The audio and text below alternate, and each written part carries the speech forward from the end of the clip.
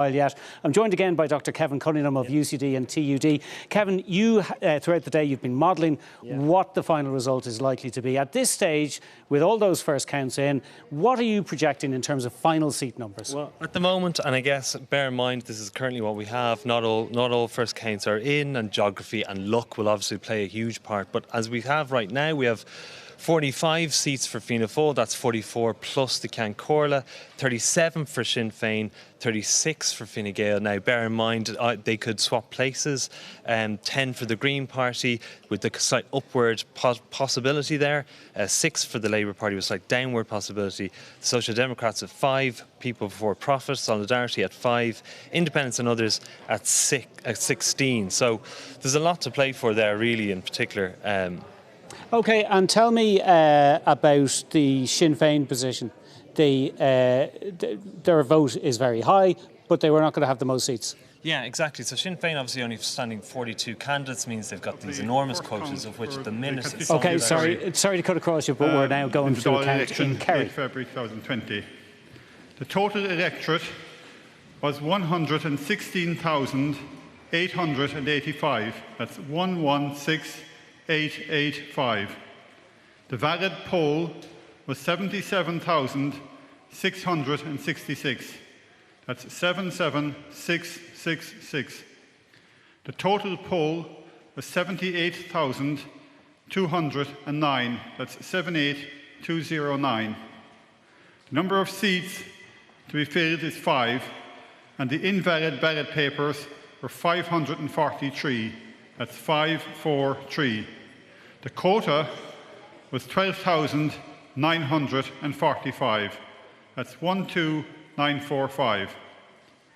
The following is the result of count 1.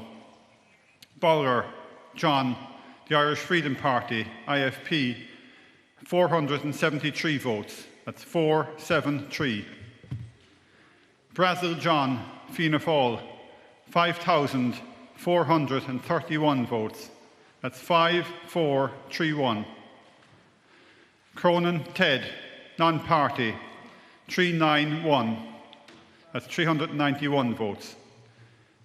Derry, Pa, Sinn Féin, 15,733.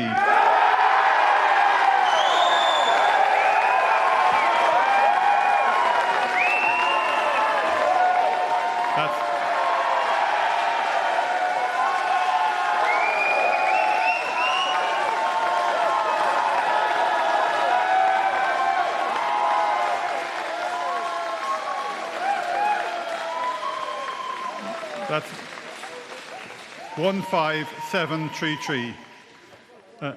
Foley, Norma, Fianna Fáil, 6,856. That's 6856. Foran, Sonny, Ain Plu, 1,109. That's 1109. Griffin, Brendan, Fine Gael, 10,296. That's 10296. Healy Ray, Danny, non-party, 8,663. That's 8663.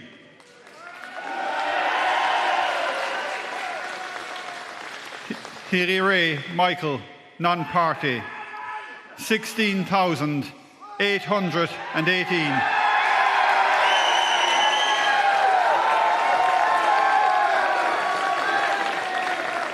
That's 16818. Canary Mike, Fine Gael, 3,974. That's 3974. Moriarty, Norma, Fianna Fáil, 3,767. That's 3767.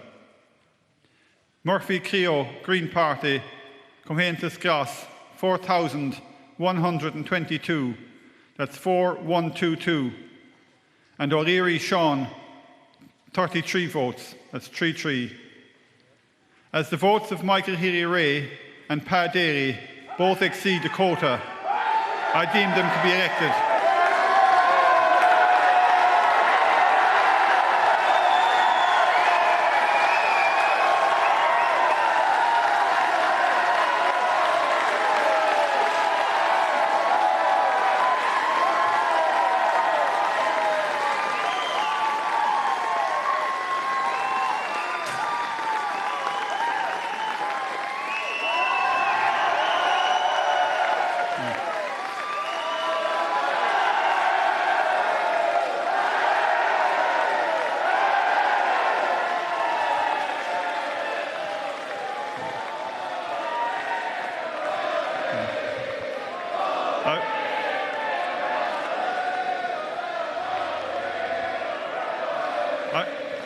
I will now proceed to distribute Michael Healy-Rae's surplus of 3,873 votes,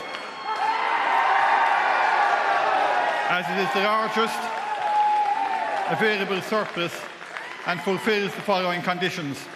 It can save the election expenses of the lowest candidate, it exceeds the difference between the two lowest candidates, and it can elect a continuing candidate. So we'll adjourn the proceedings now until 9 o'clock tomorrow morning, and if the staff and retirement could be here at 8:30, we'll commence at 9 o'clock sharp. Okay? Thank you and good night and safe home. Thanks. And there's the result from Kerry of the first count. Anyway, counting to be adjourned now and resume tomorrow, but a victory for Michael Healy-Rae, and his brother looks good as well, and a victory also for Sinn Féin. Cavan Cunningham, we were just talking there before that result came in about the numbers. You're predicting Fianna Fáil on about 44, 45, including the Count Corla. Sinn Féin, Fine Gael, 36, 37. So there are two clear choices for Fianna Fáil when it comes to government formation. Yeah, Fianna Fáil have to make a choice at this point, I guess, between the Sinn Féin direction or between a Fine Gael direction. Either a confidence supply or whatever arrangement they might take, or in that direction. There doesn't seem to be any other option. I mean, we do know Sinn Féin separately have won. We know they've won the highest first preference vote share in this particular contest, but we don't know what would happen if another election happened. If they don't actually solve a government, what would then happen with Sinn Féin? How would things pan out then? So they probably need to tackle this question relatively quickly. OK, interesting times ahead. Thanks very much for joining us, Kevin. Back over to you now, Claire. Thanks very much, David. We're going to take you through some of the counts that have been coming through in the last little while, and we'll start with a look back on Kerry. You just saw it there. We won't spend too much time on it, but just to confirm the numbers there as you see them. Michael Healy-Rae elected, Pa Daly for Sinn Féin also elected, and Michael Healy-Rae's surplus then will be distributed. And you can see as you go down the list, Fine Gael's Brendan Griffin, Danny Healy-Rae there in the mix as well, Norma Foley, John Brazel from Fianna Fáil, and Cleo Murphy there too. So that's Kerry. Moving on then to Donegal, and we have two people elected in Donegal, two Sinn Féin candidates, Pearse Doherty as expected and Pádraig McLaughlin. And you might remember in 2016 Sinn Féin had a nightmare in Donegal. They fielded three candidates and they actually lost one of their seats and just got Pearse Doherty elected. And you can see there the celebrations as Pádraig McLaughlin returns to the Dáil as a TD alongside Pearse Doherty. That's the two men elected there in the last little while in Donegal. Great celebrations happening there. And we can move on now. Let's move on now and have a look at, there's Sligo Leitrim. So elected, Martin Kenny from Sinn Féin topping the poll with plenty to spare. Then you're on to Mark McSharry, Fianna Fáil. Marion Harkin, Independent, expected to poll very well. She got close to 7,000 first preferences there. Eamon Scanlon, Fianna Fáil, over 6,000. Frank Feehan, Fine Gael, followed by Thomas Walsh, and that is ongoing. Move on then to Longford, Westmeath, and we have one candidate elected, that's Sorcha Clark, Sinn Féin, exceeding the quota again. Robert Troy following her on 9,000. Joe Flaherty, Fianna Fáil. And the battle here, the whole way through, was between Micheál Carrigy, who you see there from Fine Gael, and Joe Flaherty. There's no TD in Longford as it stands. So the battle was between these two men as to who would take that seat in Longford. Boxer Moran there in the mix as well. Peter Burke, Fine Gael, on 6,617. That's only count one, a long way to go. Galway East, this count is complete. We have three candidates elected here. Sean Canny, Independent, Kieran Cannon, Fine Gael, and Anne Rabbitt, Fianna Fáil. That's the status quo there. But just note the Sinn Féin candidate doing really well. Limerick City, Sinn Féin's Maurice Quinlivan, elected on count one, exceeding the quota. Then Willie O'Dea, no stranger to being elected early on in these counts for Fianna Fáil on 9,460 votes. He's elected. Then Kieran O'Donnell. The Fine Gael seat there is the one Michael Noonan had for so long. Frankie Daly, Independent, doing very well. And Brian Ledden then coming up next. Cork South Central is the next one we're going to have a look at now. The first person to be elected in this election 2020 was Donegal O'Leary Sinn Féin, elected on count 1. Then we're down to Fianna Fáil's Micheál Martin, the party leader, on 11,500. Michael McGrath coming in next, and Simon Coveney. Lorna Bogue then, the Green Party, polling very well at 7,184. OK, I'm joined here now by the Green Party leader, Eamon Ryan, and also by Anne-Marie McNally from the Soc Dems, Social Democrats. You're both very welcome. Can you just bring us up to date with how your parties are doing? Eamon Ryan, we see the UCD seat prediction putting you at 10 seats. Do you agree with that? Yeah, I think maybe could be one or two more. It'll be very tight in a whole range of constituencies. Myself, Catherine Martin and Oisin Smith, the elected already. So we always said if we got into double figures, it would be a good day for us. We've never done as well. We're up on our vote election, the local elections last May, when there was a green wave, so it's still there. And obviously, if you feel, we ran a really good campaign right across the country. Your first thoughts are for those who didn't get elected, but I think we've a chance of 10, maybe slightly more. And you did say 15 at one stage during the campaign. I think I remember you saying that. I mean, even just 1 percentage point difference, if we were that 1 percentage point up, we probably would be getting 15. But there's quite a few where you'll see it there, the likes of Lorna Bogue. You know, she's just missing out, and it's the same in a whole number of constituencies.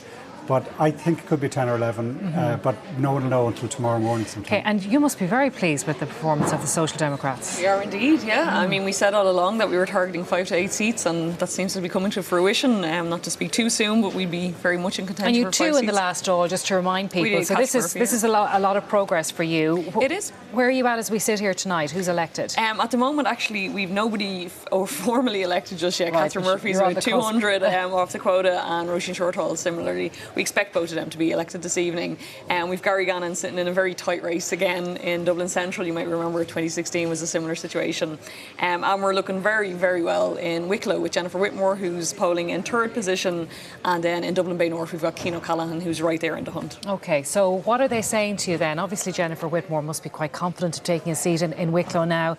Gary Gannon facing into that nightmare battle again. I think quite a few people will remember 2016. And what are they saying to you? I mean, there's cautious optimism, you know, and like I've been a candidate in your own counts, you never really want to think that far ahead because, look, as we found out in 2016 with Gary, literally anything can happen. So, I mean, it's kind of squeaky bum time and we'll just have to wait and see how it goes, but we're cautiously optimistic. And have either of you had the phone call now from any of these big 3 parties? I got a phone call from Mary Lou this morning, but I missed it and somebody called her back. Oh, I saw you saying that. Did you manage to talk to her since? No, not yet. Okay. And to be honest, I think what we need to do first and foremost to see who gets elected, and then sit down in our own parties, with new parliamentary party. We will always talk to all parties, but I think it's going to take a bit of time, and I think it's very hard to see a government being formed out of this. But I think there's a responsibility in the Dáil. I'm old enough to remember the 80s when we'd have an election every 6 months, and it didn't serve the country. So obviously the whole success of Sinn Féin in this election is kind of dominates in a sense who's going to talk to who or what the possible formation is. But we'll have to wait and see what the numbers are first. What about you? Have you had the phone call yet? There has been some reaching out, but similarly we've been focused on our own numbers today. From who? Now, come on, you can't leave it like that. You have to tell us who's been on the phone. Well, I mean, Mary Lou has been open in saying that she's made contact. But as I say, our focus today has been entirely on our own people and looking at our own numbers. And until we know what the lay of the land is for ourselves, we really won't be engaging in any of that. We really need to know how we do as a party ourselves. That's our priority. OK, I think we can go to Mayo now and to Dara O'Leary from Fianna Fáil, who's standing by there. Dara O'Leary, thank you for joining us. Maybe update us as we watch you there in the Count Centre. Update us as to what's been happening there. Well, Claire, we've just, we're on the 3rd count here. The distribution of Rose Conway Walsh's surplus. So we're waiting for the announcement of that and to see where that goes. And I think the returning officer has indicated there will be some more work done up until 12 o'clock this evening. And at that stage, he will probably adjourn until tomorrow morning. So we have Michael Ring, who's elected for Fine Gael, Rose Conway Walsh, who's elected for Sinn Féin. You would expect yourself that you'll be fine. Lisa Chambers there, we can see on 6,647. Yeah, there's a bit of a battle for the last seat with Lisa, with Alan Dillon and with Michelle Mulhern. and it's very hard to call it at this stage. We are waiting. There'll be quite a number of eliminations. I think the ultimate caller will be the elimination of Saoirse McHugh, who will more than likely determine the destination of that fourth seat. Have you any idea where Saoirse McHugh's transfers will go to? Not especially. As I said, we're awaiting the distribution of Rose's surplus at the moment. That'll give us a flavour, and then we'll have people watching all of the eliminations to get a sense of that direction. But Lisa's worked incredibly hard for the last 4 years, and I think her work will stand to her in terms of transfers. That will be coming through. You also have geography as well. Lisa would have very strong roots in the west of the county, where Saoirse has got a big vote, and I think that will stand to her in the transfer.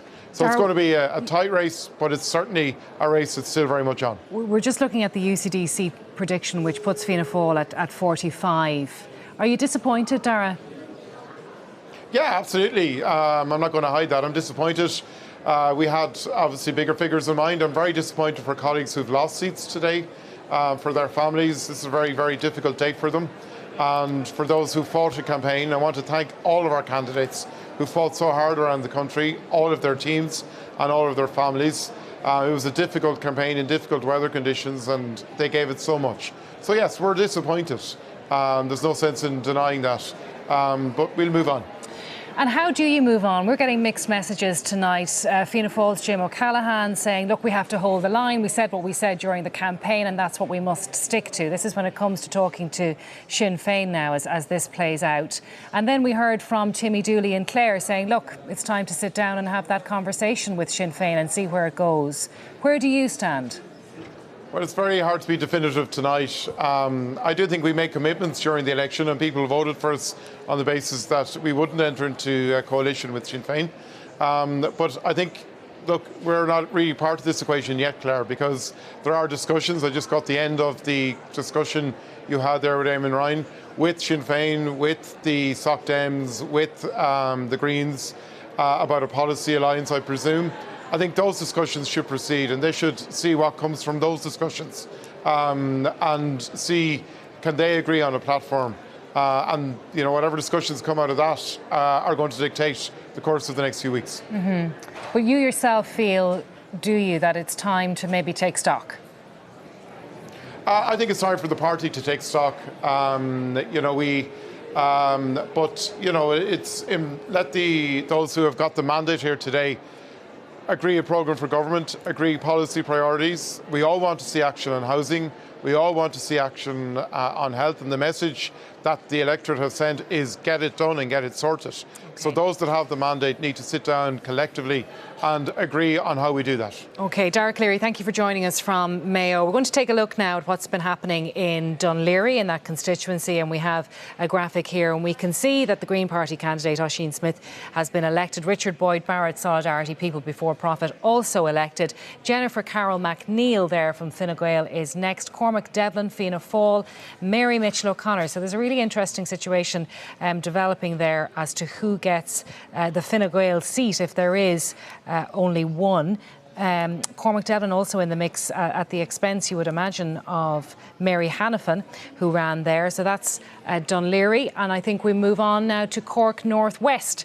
And we have the 3 seats filled there. That count is complete, and as expected, the status quo. Michael Creed, Fine Gael, there he is, outgoing Minister for Agriculture, has been elected, along with the 2 Moynahans, Michael and Andreas, who have been returned to the Dáil in election 2020.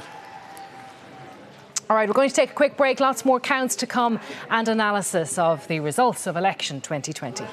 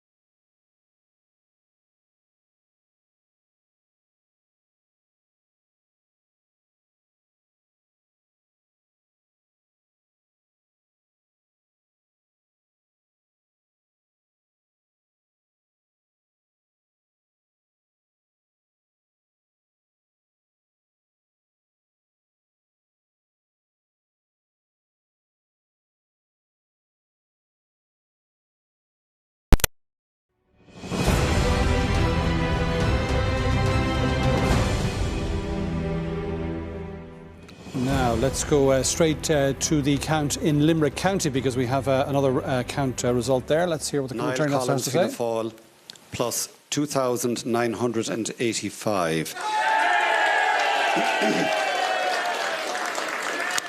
2985 to give a total of 11,870. 11870. Tom Neville, Fine Gael, plus 407. 407 to give a total of 6,765. 6765. Shane O'Callagh, Sinn Féin, plus 311. 311 to give a total of 8,125. 8125. Richard O'Donoghue, non-party, plus 597. 597 to give a total of 7,647. 7647. Patrick O'Donovan, Fine Gael, plus 941. 941 to give a total of 10,893. 10,893.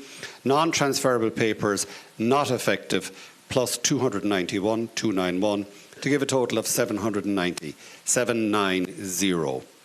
As the votes of Niall Collins exceed the quota, I deem him to be elected.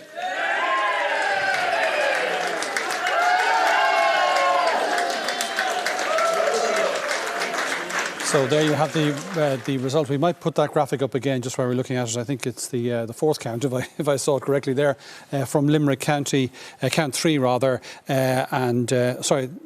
So we can see there that Niall Collins has been elected. This was the lie of the land before that count came in. So Niall Collins, we saw there, has been elected. I think, Teresa, you managed to see a couple of those figures before we just lost them. How does it look? So Niall Collins is going to be elected on 11,870. So he has a small surplus.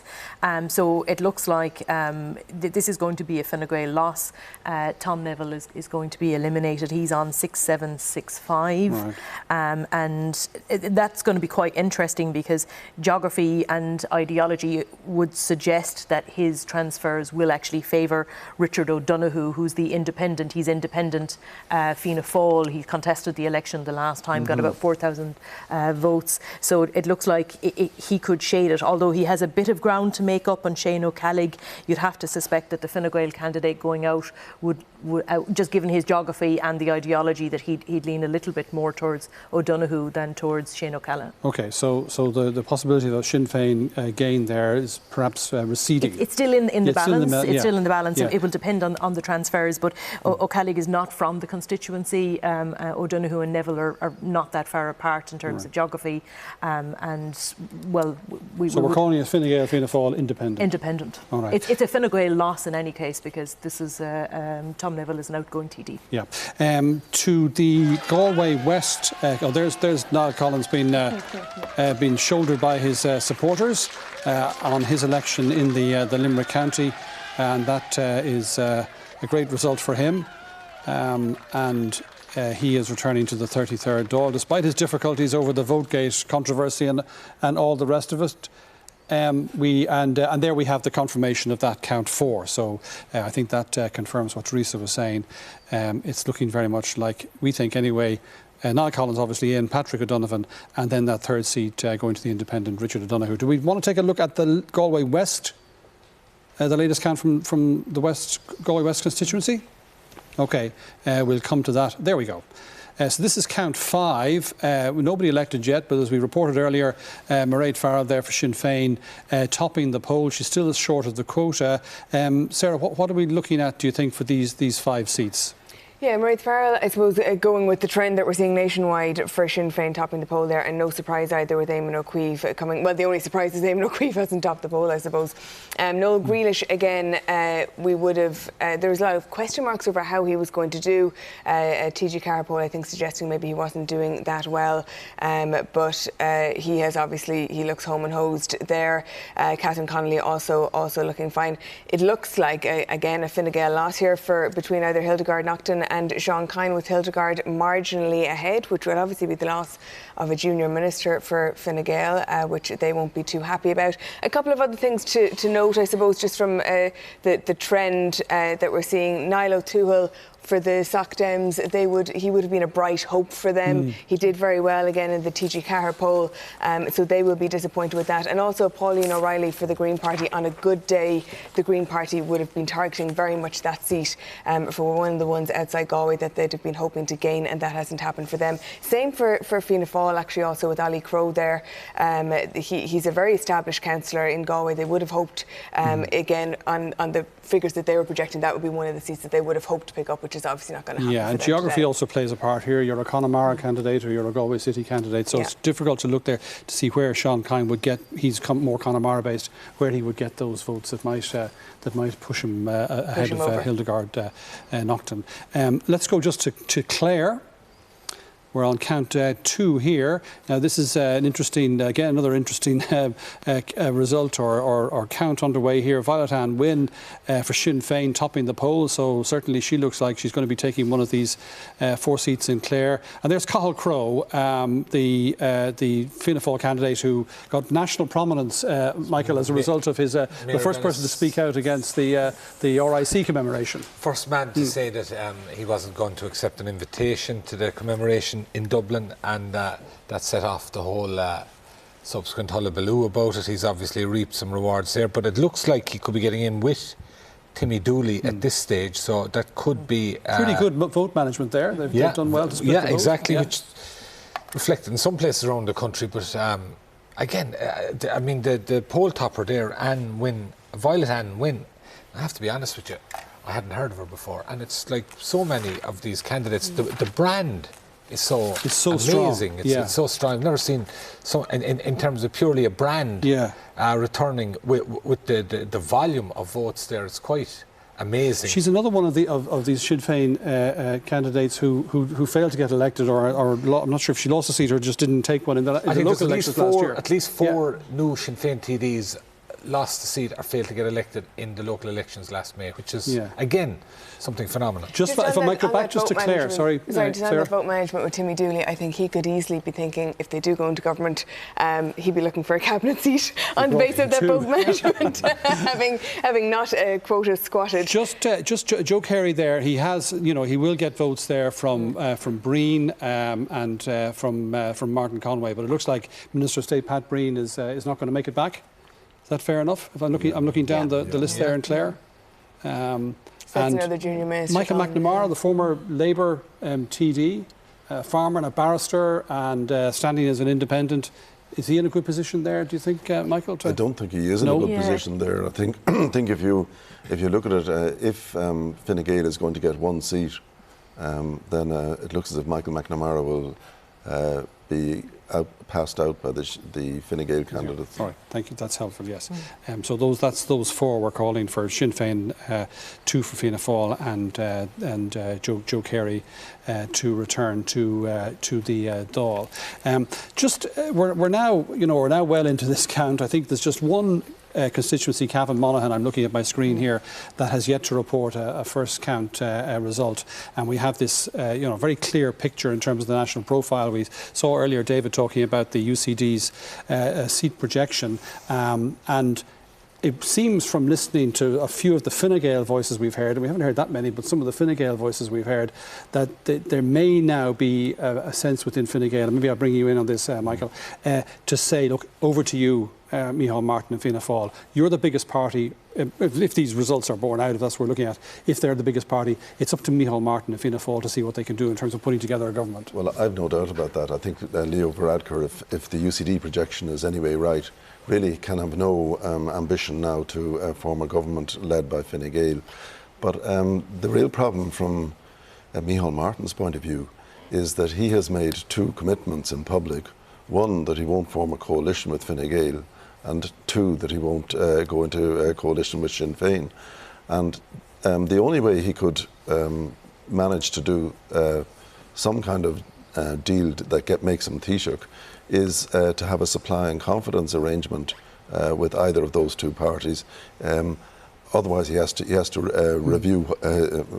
review his words, and on mature reflection decide that they were wrong. Yeah. And the thing about that is that even on some of those figures, an FG-FF coalition just doesn't stand up.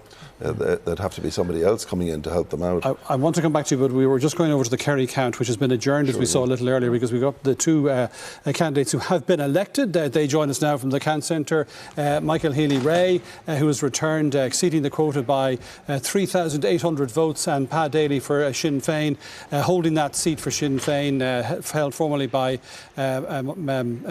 Ferris, and with, again, exceeding the quota by 2,788. First of all, congratulations to you both on your election. Michael Healy-Rae, perhaps I'll come first to you. You're back, and does it look like, would you be confident that the brother Danny will also be returning to this next Dáil?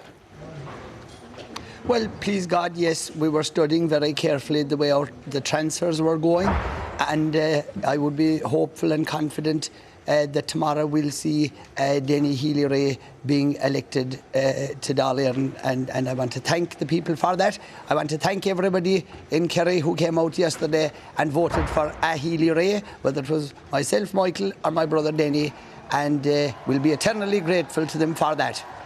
Well, now, the situation in terms of the makeup and composition of the next Dáil is still very unclear. But what's going to be your attitude and the attitude of Danny Healy-Rae towards supporting any potential government? What would you be looking for? Are you open to talk to any of those who might approach you? I'll put it to this way now, and this is where this matter gets very serious. The people of the country have spoken. So we are now faced with the situation of working with whatever is going to be there. We worked very diligently the last time. I gave 74 days above in Dublin during the formation of the programme for government. On that occasion, many of the issues that I wanted contained in that programme for government, I lobbied to get them into that programme for government. And what I want to see happen now is that we will look at this sensibly and intelligently. What myself and my brother would do at all times would be what was for the best of the people of Kerry and what was the best for the people of the country. So we have to see what way the results are going to go tomorrow and into tomorrow night, and see what the fallout from this election is going to be. It's I believe, too soon to be assuming or presuming. All we can do is look at the results as they come in and see what way the major parties are going to be. But I'll put it to you this way. If the Healy-Raes are wanted, or if we are needed, and if we can do something that is better for the people, first of all in Kerry, because to be a national politician, you have to be elected locally. And we've been supported locally, so our job is to do the best by the people that were there for us. And so, Michael, does that include being open to talking to the party represented by the person standing beside you there, Pa Daly, that you'll talk to anybody, including Sinn Féin, anybody who wants to talk to you about government formation? Well, it's a very silly politician, in my humble opinion, that would ever say, well, I'm not going to, or I won't do this, or I won't do that. Our job now is to listen and to see what is the situation. 100%, and I congratulate Pa Daly on Sinn Féin's excellent result, and all day long I've been acknowledging the fact that Martin Ferris has retired here in County Kerry, and I want to acknowledge that and respectfully say that. But I believe our job as newly people that will hopefully be going up to Dublin now representing Kerry is do what is best for Kerry and for the country. What this country needs now more than ever before is a stable government. The people have obviously rejected Fine Gael. And what I saw when I was canvassing, people who were very upset at some of the decisions that they made over the last number of years, because quite simply, some of the decisions they made were wrong, they were stupid, and they didn't make any sense. And we said it at the time, and now they're paying a price for that. Let me bring in Pa Daly, who has been standing beside you there. Congratulations to you. It's a tremendous performance. You're for a first-time candidate. And I mean, I think there were concerns whether Martin Ferris's seat could be held. Certainly no question about the answer to that particular question now tonight. What do you explain the strength of not just your victory, but the strength of your victory? Well, first of all, I'd like to congratulate Michael again, and no doubt Danny will be coming in as well. And I'd like to acknowledge the work that Martin Ferris had done over the last 20 years. So you had a combination of factors. We had Martin's work and the work of all the councillors around the county that laid the foundation for what we achieved today. In a lot of ways, it was a perfect storm. I have to say, you know, with the national surge in our favour, that helped us. Some of the decisions of the government, as Michael has said, on the doorstep, they seem to resonate that this government were out of touch. The hospital, the housing situation, the pensions, all went in our favour. National surge came against us. The decision of Labour not to run any candidates, that helped us, and particularly maybe in South Kerry, where we achieved maybe an extra 1,500 votes. And I've no doubt that a lot of the left-wing votes came over to us. And would you be satisfied that if an agreement could be reached, that you could work with Michael and Danny Healy-Rae? Well, I've been in the council for the last 5 or 6 years. I've worked well with Maura Healy-Rae, Johnny Healy-Rae, and indeed Danny before he was elected. I've no difficulty working with the Healy-Raes. I wouldn't rule anybody out. Some people have ruled us out in the past, and we're going to see what happens with that in the future. All right, I wouldn't rule anyone out. As I say, congratulations to you both, and thank you for staying back. The count is adjourned. We appreciate you staying back to talk to us this evening. Michael Healy-Rae and Pat Daly. We're going to Cavan-Monaghan. We have a count. Dáil general election, 8th of February 2020. The electorate, 110,190. Valid poll, 72,183. Total poll, 72,878. Number of seats, 5. Invalid ballot paper, 695. And the quota, 12,031. The following is the result of count 1. Matt Carthy, Sinn Féin, 16,310.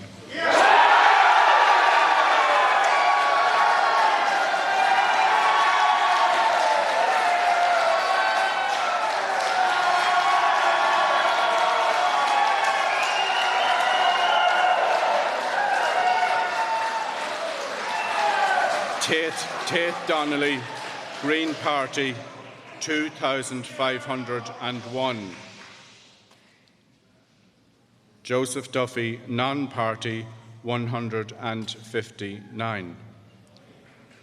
Robbie Gallagher, Fianna Fáil, 5,062. Heather Humphreys, Fine Gael, 12,808. Sandra McIntyre, Fine Gael, 1,301. Sarah O'Reilly, Aontú, 3,840. T.P. O'Reilly, Fine Gael, 5,124. Brendan Smith, Fianna Fáil, 7,354. Emmett Smith, Solidarity, People Before Profit, 830.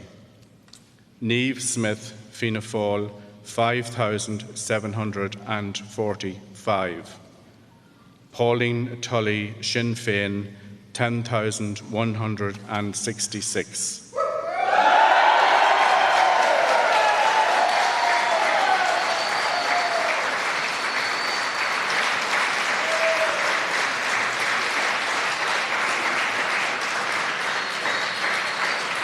Liam van der Speck, the Labour Party, 983. As the votes of Matt Carty exceed the quota, I deem him to be elected.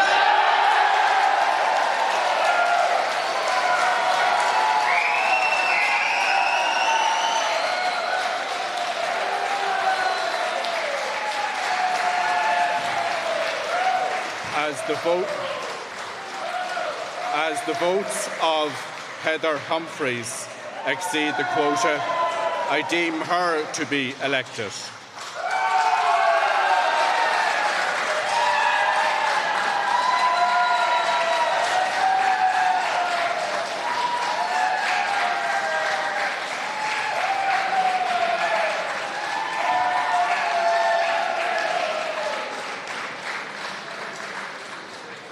I will proceed to distribute Matt Carty's surplus of 4,279 votes, as it is the largest available surplus, and I shall commence that distribution tomorrow morning at 9 a.m. I will commence the distribution at 10 a.m. tomorrow morning. 10 a.m. Thank you. The account in Cavan-Monaghan there is adjourned until tomorrow morning, but we have the election of Matt Carthy there and Heather Humphreys, both exceeding the quota on the first count. Matt Carthy, of course, moving into the constituency. He was elected to the European Parliament just last year, but he left that to contest this election. And Pauline Tully there on more than 10,000 votes is certainly well. I don't think we have the graphics, but seems to be well positioned there to take the second seat for Sinn Féin. Let's go straight to Dublin West, where we have another count for you. Chambers, Jack, Fianna Fáil, plus 1271, giving a total of 9,107.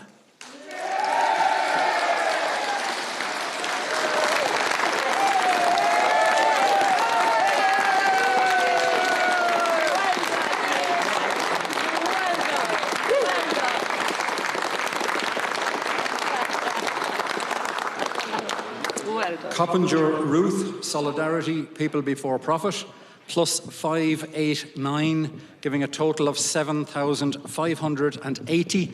That's 7,580.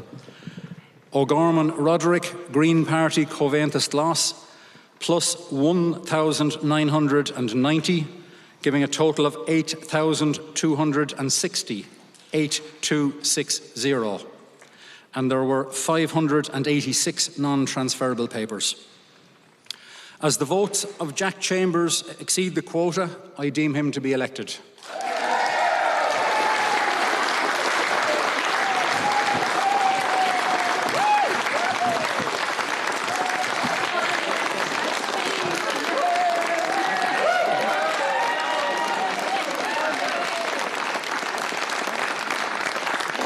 Have the results, the final count in the Dublin West constituency and elected.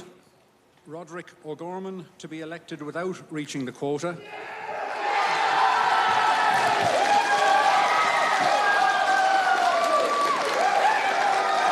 So Robert O'Gorman there being congratulated by his partner on his election to the 33rd Dáil, completing the count in Dublin West, where the final returning deputies are Paul Donnelly for Sinn Féin, Jack Chambers for Fianna Fáil, Leo Varadkar for Fine Gael and Roderick O'Gorman for the Green Party, losing their seats Ruth Coppinger and Joan Burton. And I think we can talk now from the count centre. Are we going to the count centre to talk to Roderick O'Gorman? Do we have Roderick O'Gorman standing by?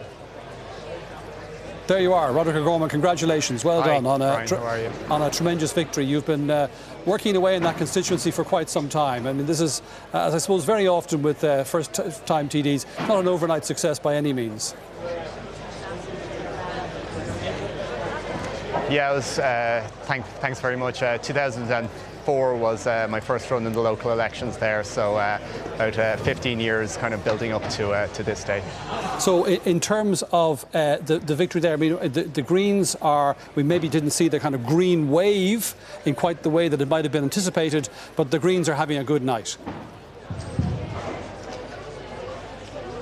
Yeah, it's looking good here. I think this probably gives us 5 at this point. I'm a little out of touch of the national scene, but I know we're in with a good shot in Limerick City. I know Nasa Horrigan will get elected in Dublin Central. I think Patrick Costello is still in with a shot in Dublin South Central. So look, I think we're coming up at the high single figures. Maybe a little lower than we were expecting going into the election, but I think, I suppose after about 2 weeks we could see there was a major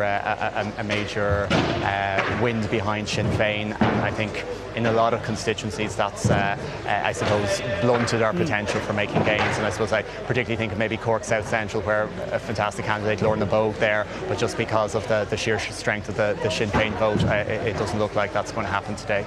You might be interested to know, with first counts in from all the 39 constituencies, the Green share of the vote, first preference vote, is 7.1%. And I mean, you'll know that compares to the result for you back in 2016 what was it? 2 point. Just not under 3%. Yeah, 2.8, I think.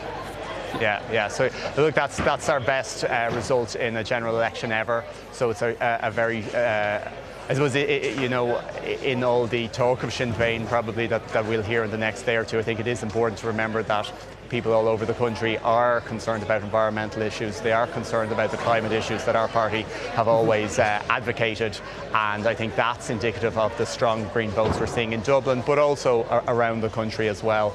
And we'll be using our increased mandate, whatever the situation is with the new makeup in Leinster House, to continue to advocate on those issues. Well, I mean, that is my question for you tonight. It is a mandate for what, as far as you're concerned? Well, it's a mandate to talk with all parties and look to see if there is a potential to make an agreement based on the policies contained in our manifesto. We were very clear from the start of this campaign that we are willing to talk to all parties, but our only interest is in the achievement of our policy objectives, those on housing, childcare, public transport, and obviously making a major cuts in our carbon emissions over the next 5 years. So we're willing to talk to anybody on those bases, but if other parties aren't prepared to deliver substantial green policies in all of those areas, it won't be something that we'll be putting to our membership. Very good. Well, congratulations once again to you, and thank you for staying back. It's been a long day, and I can see everyone's wrapping up behind you, so we'll let you go. Thanks very much indeed to Robert O'Gorman from the Green Party. We'll take another short break and back with more results and interviews and analysis and commentary in just a couple of minutes.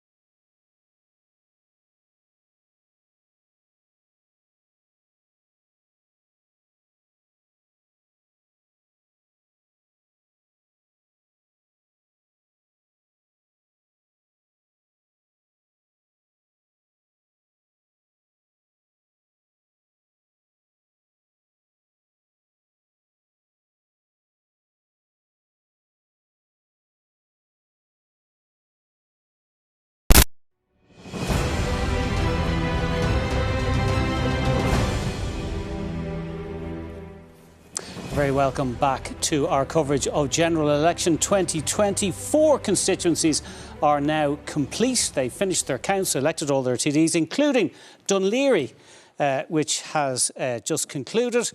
And we can see that the TDs elected Oisin Smith of the Green Party, Richard Boyd Barrett of Solidarity People Before Profit, Jennifer Carroll McNeill of Fine Gael and Cormac Devlin of Fianna Fáil, winning a seat against the run of play, it would appear, earlier on. I'm joined by Lise Hand of the Journal.ie and by journalist and broadcaster John Bowman.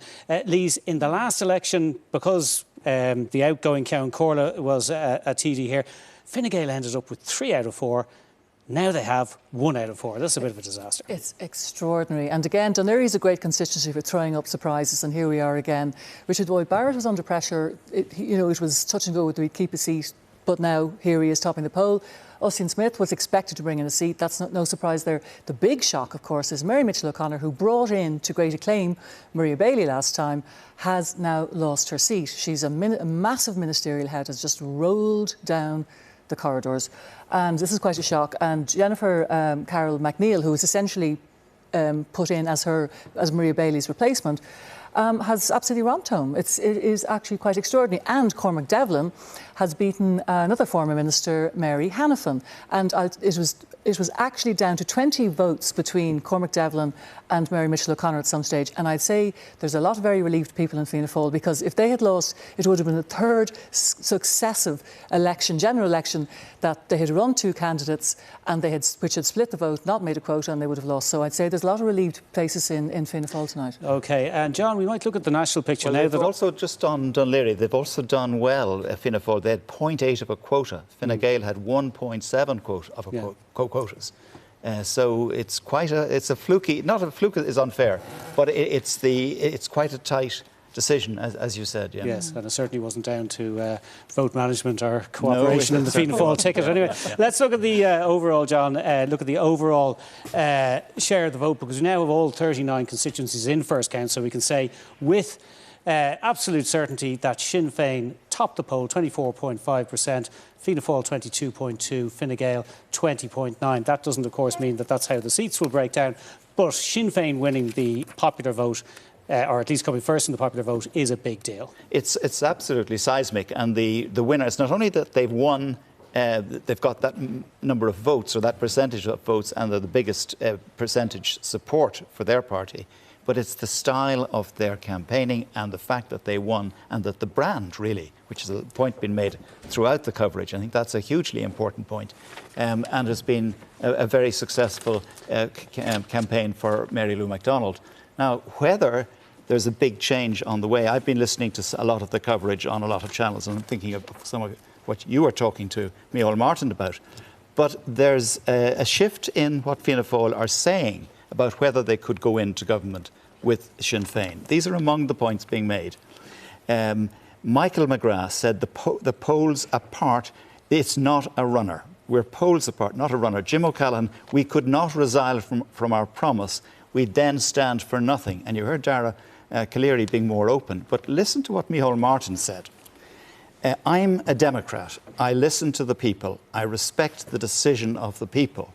He then spoke about the programme for government. He had 4 adjectives. It must be compatible, it must be coherent, it must be sustainable, and it must be deliverable. And when you asked him the question again, he was groping for those 4 adjectives. So he came to the interview with great deliberation to make those points. Keep those options open. Now, you mentioned the brand, the Sinn Féin brand. Lisa, take a look at this now. This is a selection of Sinn Féin candidates who wouldn't perhaps have been expected to be featuring. Violet Ann Wynne topping the poll in Clare. She could not win a seat on Clare County Council. She only got 4.2% of the vote. Sorcha Clark, elected in Longford Westmeath, lost her seat last May. Johnny Myden in Wexford, elected, lost his seat last May. Rita Cronin is in second place in Kildare North, looks like getting a seat, lost her council seat in May. If we go on to the next page, Mairead Farrell lost her seat in May. She's now topping the poll, actually, I think, in Galway West. Martin Brown in Tipperary in second place, lost his seat in May. Shane O'Kelly lost his seat in May. That is pretty astonishing. It's extraordinary. I mean, I think they lost something like 78 or something councillors, Sinn Féin, in the local elections. And, you know, this is quite, and I think this is going to be very interesting because, you know, Sinn Féin weren't ready for this. They had no idea that they were going to, you know, they were going to go gangbusters in this. And probably they ran a lot of those candidates just to maybe, you know, give them a run out, blood them for the next local election so they have a better chance. And, you know, now they're going to be returned as TDs. It's quite extraordinary. And again, it does go back, speak to this whole notion of the brand. I mean, again, you know, it's so strong. I was, you know, looking at the last group, the last time the group of death was Dublin Bay North. And, you know, you had the Sinn Féin candidate out there, Denise Mitchell, and she, you know, she was elected on the 15th count last time. The 15th count. And, you know, she romps home with something like 16,000 votes. OK, I want to touch on another aspect, which is the huge surpluses that some of these Sinn Féin candidates have ramped up and where they've gone. And look at Dublin South West, Sean Crow's massive surplus, almost 2 quotas. And look what happens when his surplus is distributed. It lifts Paul Murphy right up into contention. If we move along to the neighbouring constituency of Dublin South Central and we see Angus O'Snuddy's absolutely massive surplus again, and he does 2 things. He, first of all, elects Breed Smith, but he also lifts Joan Collins up into contention, into the frame where she might be in contention for a seat.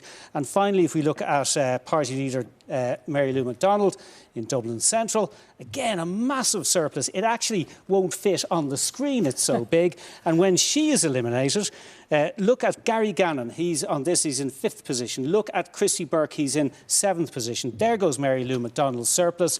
Both of them jump up places. So they're being put into position, and you would really wonder if you were Sinn Féin, obviously you should have won another, you should have run another candidate here. And actually, Mary Lou McDonald, John, was on with Sean O'Rourke on the radio 2 days, I think, before nominations closed. Sean suggested, would you not consider it? And she ruled it out. She ruled it out. And well, sometimes party who are in situations of that kind, and party leaders don't want running mates. But on the last occasion, there's maybe a slight difference to this. The figures for the Sinn Féin transfers in 2016 were, and this now were terminal transfers where there was no Sinn Féin candidate waiting for support, were 10% to Fine Gael, 8% to Labour, 21% to Fianna Fáil, 10% to Independents, and almost 40% non-transferable. Now, when, of course, they're non-transferable, that doesn't count particularly because it doesn't lift somebody else up. At the same time, there's quite a pattern that Fianna Fáil will tend, if those other parties are looking for Sinn Féin transfers, and this may be important towards the end of other late counts. OK. I had to cut across you. Sorry about that, but we will be back to talk to you again. But thank you for that for the moment, and we'll go over to Claire. David, thank you very much. We're going to go to Galway West now and to Fianna Fáil's Eamon O'Queeve, who joins us from there. Eamon, I believe you're in the 5th count in the Galway West constituency. Nobody is elected just yet, but the Sinn Féin candidate, Mairead Farrell, appears to be just about there, and you are yourself. You might just talk us through the lay of the land as you see it in your constituency. I think it's becoming very clear-cut here. Mairead Farrell is going to be first elected. I'll get elected, Noel Grealish will get elected, Catherine Connolly will get elected, and Hildegard Niachtan will get elected. That's as I call it at the moment, because Sean Kine is a little bit behind his running mate, Hildegard Niachtan. There's only 1 seat there for Fine Gael, and the reality is it's all city candidates to be eliminated now. She's in the city, he's out in the country, and therefore the balance of advantage, as it happened the last time, will lie with her. OK, so two surprises there, really. Sean Kine, you predict will lose his seat, but Ollie Crow, there was great hopes that your party would get 2 seats there, that Ollie Crow would take the second Fianna Fáil seat. Well, yes, but once you had the tsunami around the country, it was never going to happen, because there's no... previously you had 2 Fine Gael, Noel Grealish and 1 Fianna Fáil. Now that was 4 seats, and when that changed to being 3 seats, obviously we were out of the frame, because there was always going to be a Fine Gael seat. Noel Grealish did very well in this election, so that meant there was only going to be 1 Fianna Fáil seat. In fact, our vote held up very well. We lost, I think, about 1% compared to the last election, and when you take the increase in the Sinn Féin vote into account, that there was, a stronger Green candidate this time, We're actually quite pleased here in Galway at how well Ollie Crowe has done. What should Fianna Fáil do next? Well, I think we all have to sit down and look at the figures, but I understand as the night goes on, the figures are becoming a bit clearer, and that we should wind up with the greatest number of seats. As has been pointed out, we didn't get the greatest number of first preferences, but because of the lack of Sinn Féin candidates, we are likely to wind up with the greatest number of seats. It is incumbent on us all to give a government to the country, and a stable government based with a working majority, and I think we have to look at what are the options there. OK, because Michael McDougall, I don't know if you heard him, reminded us of the commitments that your party leader, Micheál Martin, made in the last number of days when he said no coalition with Sinn Féin and no coalition with Fine Gael. And obviously now, if we listen to what you're saying tonight, that position on either front is going to have to be revised. Well, I can't speak for Micheál Martin here tonight, but we have as a party to look at this whole issue, and it will be ultimately a party decision. But the reality is that the public have clearly said twice that they're unhappy with Fine Gael because they brought them from 76 seats to 50 the last time. I understand they might drop beneath 40 this time. So that's a huge rejection by the electorate. And therefore, I think we have to take cognizance of that. People want change. People want better services. People want us to address the issues confronting them every day. And I, as a constituency politician here, am more than aware of these problems, both urban and rural, because I work in my constituency office in the city of Galway on a Monday, and I then do a Saturday out in Mam Cross. And I can tell you the problems faced by people in their everyday lives need addressing. OK, thank you very much for joining us, Eamon O'Keefe there in Galway West. Now, news just reaching us here is that Fine Gael's Regina Doherty has lost her seat in Meath East. I think we can take a look at the graphic now from that constituency. Here's Meath East.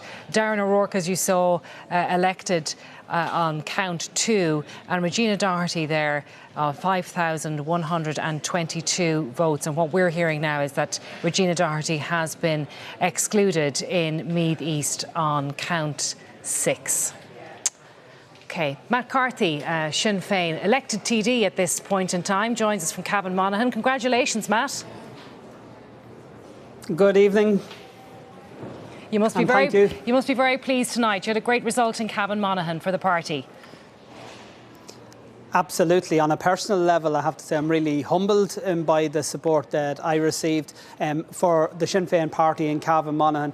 This is a phenomenal result to secure 26,000 plus votes to comfortably, as it looks, elect 2 Sinn Féin TDs is a phenomenal achievement, and I want to thank all our party members and activists. I want to particularly thank our Director of Elections for the constituency, Caoimhín O'Callaghan, who has himself been an outstanding representative for this constituency since 1997, and to all of those who put their trust yesterday in Sinn Féin. In some constituencies, I know, the Sinn Féin vote has been a big surprise to a lot of people, but in Cavan-Monaghan, this has been a steady build-up of support for our party that has been based in a very large part on the work that Caoimhín, our councillors, and so many party activists over a long period of time have put in, and I want to just pay tribute to all of those. And we're thinking of some who aren't with us tonight and who are no longer with us, but they're in our minds because this is a phenomenal achievement that has been a long time coming.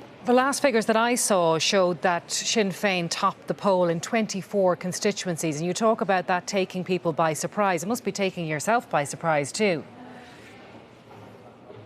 Yeah, in many respects, I have to say it is.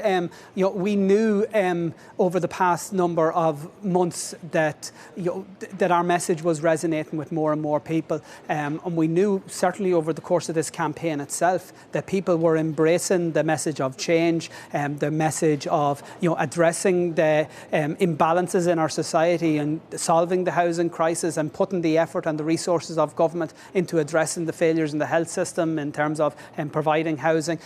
I have to say I was very pleased and if not a little bit surprised by the amount of people who talked about Irish unity on the doors with us, particularly young people, but also a lot of people from what would be traditionally called Fianna Fáil households in County Monaghan that I met, who are really angry and disappointed with the attitude that Micheál Martin has employed as leader of Fianna Fáil. And I think all of those things combined, our message of change, our policy platform that put solutions first to some of the big issues faced, and then our vision for a better and a fairer, but also a united Ireland. I think it just struck all the right tones, and I think we reaped the benefits of that today. Where does the United Ireland issue come on the agenda for you when you start looking at government formation? Well, I got involved in politics because I believe that partition has been a failure for our country, and I want to see a united Ireland. And clearly, regardless of who is making up the next government, and I think your exit poll showed this, the Irish people expect that government to plan for Irish unity. So certainly we would be saying, whatever the makeup of the cabinet itself, that we need to collectively, all the parties that will make up the next Dáil, need to be talking about how we can ensure that when a united Ireland comes about, it's a success for everybody. I think one of the lessons we've learned from Brexit is that when you don't plan for something, you can't reap the benefits from it, and in fact, it can often be a disaster. So. Just from a logistical standpoint, your European Parliament seat, all of the people, or at least most of them, who you nominated to take that seat in the event that you'd be elected, they've all been elected TDs. Who takes that seat? Well, not all of them. I understand that there was two who weren't candidates, and I don't know. I haven't heard from Roscommon. I really would be delighted if you were to tell me that Claire Curran is going to be elected as a TD. But yeah, we were mindful of all eventualities, and that's why we ensured that my replacement list of 6 representatives were all outstanding individuals in their own right, and will all be well able, any of them will be well fit to take the reins of our work in the European Parliament, which of course is really important in terms of advancing our policy platform, but also in terms of protecting the interests of the Irish people at a European level. Okay, Claire Curran, I can tell you, Matt Carthy is currently on 8,690 votes in Roscommon, Galway, so it's not looking too bad for her in that constituency. We're having a look at it here on the graphic screen. Michael Fitzmaurice is elected. I'm originally a Roscommon man. I lived there as a child, and I have to say that is a very massive achievement to in a county that up till a few years ago Sinn Féin would have had very little presence other than our phenomenal councillor Michael Mulligan. To come to a stage that we're even in a contention for a seat is quite the achievement, and I want to pay tribute to the Sinn Féin members and supporters in County Roscommon. Matt Carthy, thank you for joining us from the Count Centre. Now let's go to Wicklow and to Jennifer Whitmore from the Social Democrats. I understand the count there has been suspended for the night, Jennifer. We have some news for you. One of your party co-leaders, Catherine Murphy, has just been elected, so I'm sure you'll be passing on your congratulations to her. And you yourself have done very well. Yeah, I'm very, very happy with the results so far. John Brady has been elected here on the first count, and his surplus has just been distributed. So I'm currently sitting in 3rd position. So I'm very, very pleased with that result. It's a very good, positive result for us. OK, we have Anne-Marie McNally sitting beside me here in the studio in our results centre, Social Democrats Head of Communications, and I'm sure you'd like to speak to Jennifer tonight, Anne-Marie. Well, first off, obviously, congratulations on a major result, but I don't think it's really surprised any of us. We knew the campaign Jennifer was putting in on the ground, but we also knew there was a strong Social Democratic vote there from 2016 that, you know, had gone to Stephen Donnelly, and then he obviously transferred to Fianna Fáil, and thankfully that vote stayed Socially Democratic, and Jennifer and her great campaign team there are reaping the benefits of that. I mean, do you think that's what happened, Jennifer, that Stephen Donnelly's vote that he got in 2016 went to you? Well, certainly we have seen a really good response to our social democratic principles as we're going around on the campaign trail. So I do think that a lot of people who did vote social democratic the last time stayed with that vote this time, you know, which is very positive for us. You know, I have a very good team here in Greystones, and we've put in a lot of work over the last 6 years, and I think we're seeing that pay off as well. But, you know, the leaders' debates where we had Catherine Murphy and Roisin Shortall representing us, the I suppose our principles and our policies have really resonated with people on the doors, and people just want to see, they want to see change, they want to see solutions, and they just want to see us politicians getting work done for them. And I don't think they've seen that over the last 10 years, to be honest. So really that's where their focus is. They just want to see results. OK, well, Jennifer, I know you have to wait overnight to get confirmation that you're going to take that seat in Wicklow, because the count has been suspended for the night, or adjourned rather, but it's pretty certain that Jennifer Whitmore will be elected in Wicklow. Thank you very much for joining us. Now, I mentioned that Catherine Murphy from the Social Democrats was elected a short time ago. I think we can take a look, can we, at the celebrations there in Kildare North when Catherine was elected. There she is. And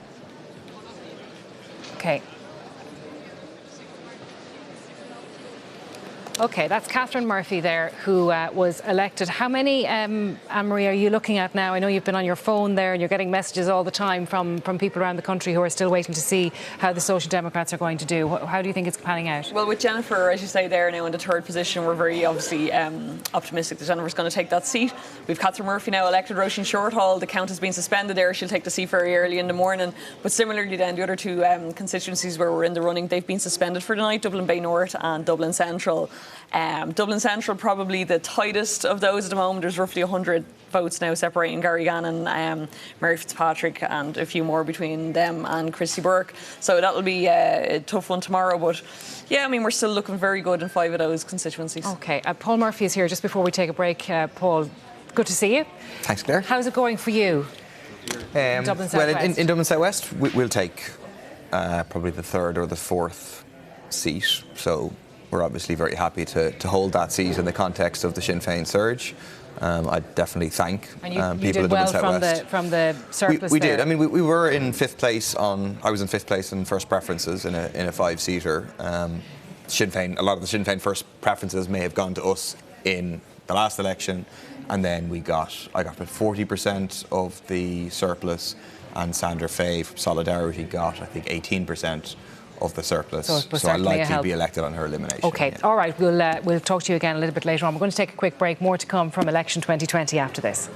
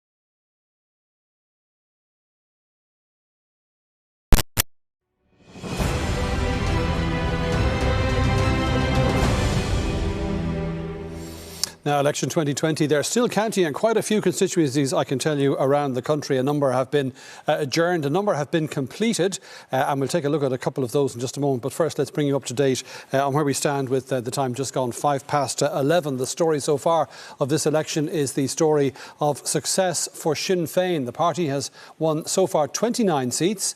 In Donegal, there was victory on the double, with Pearse Doherty and Pádraig McLaughlin taking the 2 seats there. Both were elected on the first count. Solidarity People Before Profits Breed Smith was elected on the second count in Dublin South Central, with Richard Boyd Barrett taking a seat in Dunleary on the 7th count. He said this was a very important election. The tectonic plates are shifting away from the 2 big parties. There's a real appetite for progressive change, and I'm confident that our vote this time is part of a rising tide for the left that is going to transform this country for the better. Taoiseach and Fine Gael leader Leo Varadkar was elected earlier this evening in Dublin West. In the same constituency, former Taoiseach and former Labour Party leader Joan Burton lost her seat. The other seats there went to Paul Donnelly of Sinn Féin, Roderick O'Gorman of the Green Party and Fianna Fáil's Jack Chambers. His party leader, Micheál Martin, was elected on the 6th count in Cork South Central. It was the first TD elected for Fianna Fáil after the boxes were opened this morning. And within the past few minutes, outgoing Fine Gael Minister Regina Doherty has lost her seat. Her Fine Gael colleague Mary Mitchell O'Connor, a former Cabinet Minister and Minister of State, has also lost her seat in Dunleary. And Solidarity TD Ruth Coppinger has lost her seat in Dublin West. Let's take a look, as I say, at just some of those counts that are now completed. We have, first of all, for you, the constituency of Meath West. And there you can see the 3 seats have been filled by Johnny Girk of Sinn Féin. On the first count, Peadar Tóibín of Aontu, leader of that party and founder of it, formerly of Sinn Féin, of course, and Damien English holding a seat there for Fine Gael. But Shane Castles, the outgoing Fianna Fáil TD, will not be returning to the Dáil. And we can bring you Dublin Rathdown. The 3 seats there filled as well. Catherine Martin of the Green Party, we saw earlier, elected on count 5. And then 2 seats here for Fine Gael, perhaps somewhat bucking the trend for the party in this election, taking 2 seats. Neil Richmond and Josepha Madigan, outgoing Minister for Arts and Culture. And Fianna Fáil's Shea Brennan failing just again to make the grade. And Shane Ross, you see down there, Independent Minister, Transport and Sport Minister, has lost his seat in that constituency. So we can go now to Limerick, where outgoing Labour TD Jan O'Sullivan is standing by. And thanks for talking to us, Jan O'Sullivan. I think a disappointing and difficult evening for you. Just looking at the figures from Limerick City, you certainly have a fight on your hands. I don't know whether you think at this stage it's possible that you could come through. What do you think of what you're seeing? Well, good evening, Brian. I think I have a very outside chance of holding on to my seat, but I think it's more likely that I won't. But I'm still in the hunt. There are still several thousand votes to be transferred. So I suppose last time around in 2016, I came out to the count thinking I was going to lose my seat, and in fact I won it. So I won't be conceding, at least yet, for a while, till we see what happens with the transfers. Yeah, the independent Frankie Daly, who's a Labour gene pool, if we can use that phrase, perhaps has done you quite a bit of harm here. Well, yeah, I mean, there is Frankie Daly. There is also, obviously, the Sinn Féin surge, which has affected people right around the country.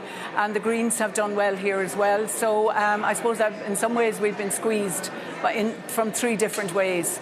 And look, that's the reality of politics in Ireland. But look, I'm not gone yet. And I've certainly ran a very good campaign.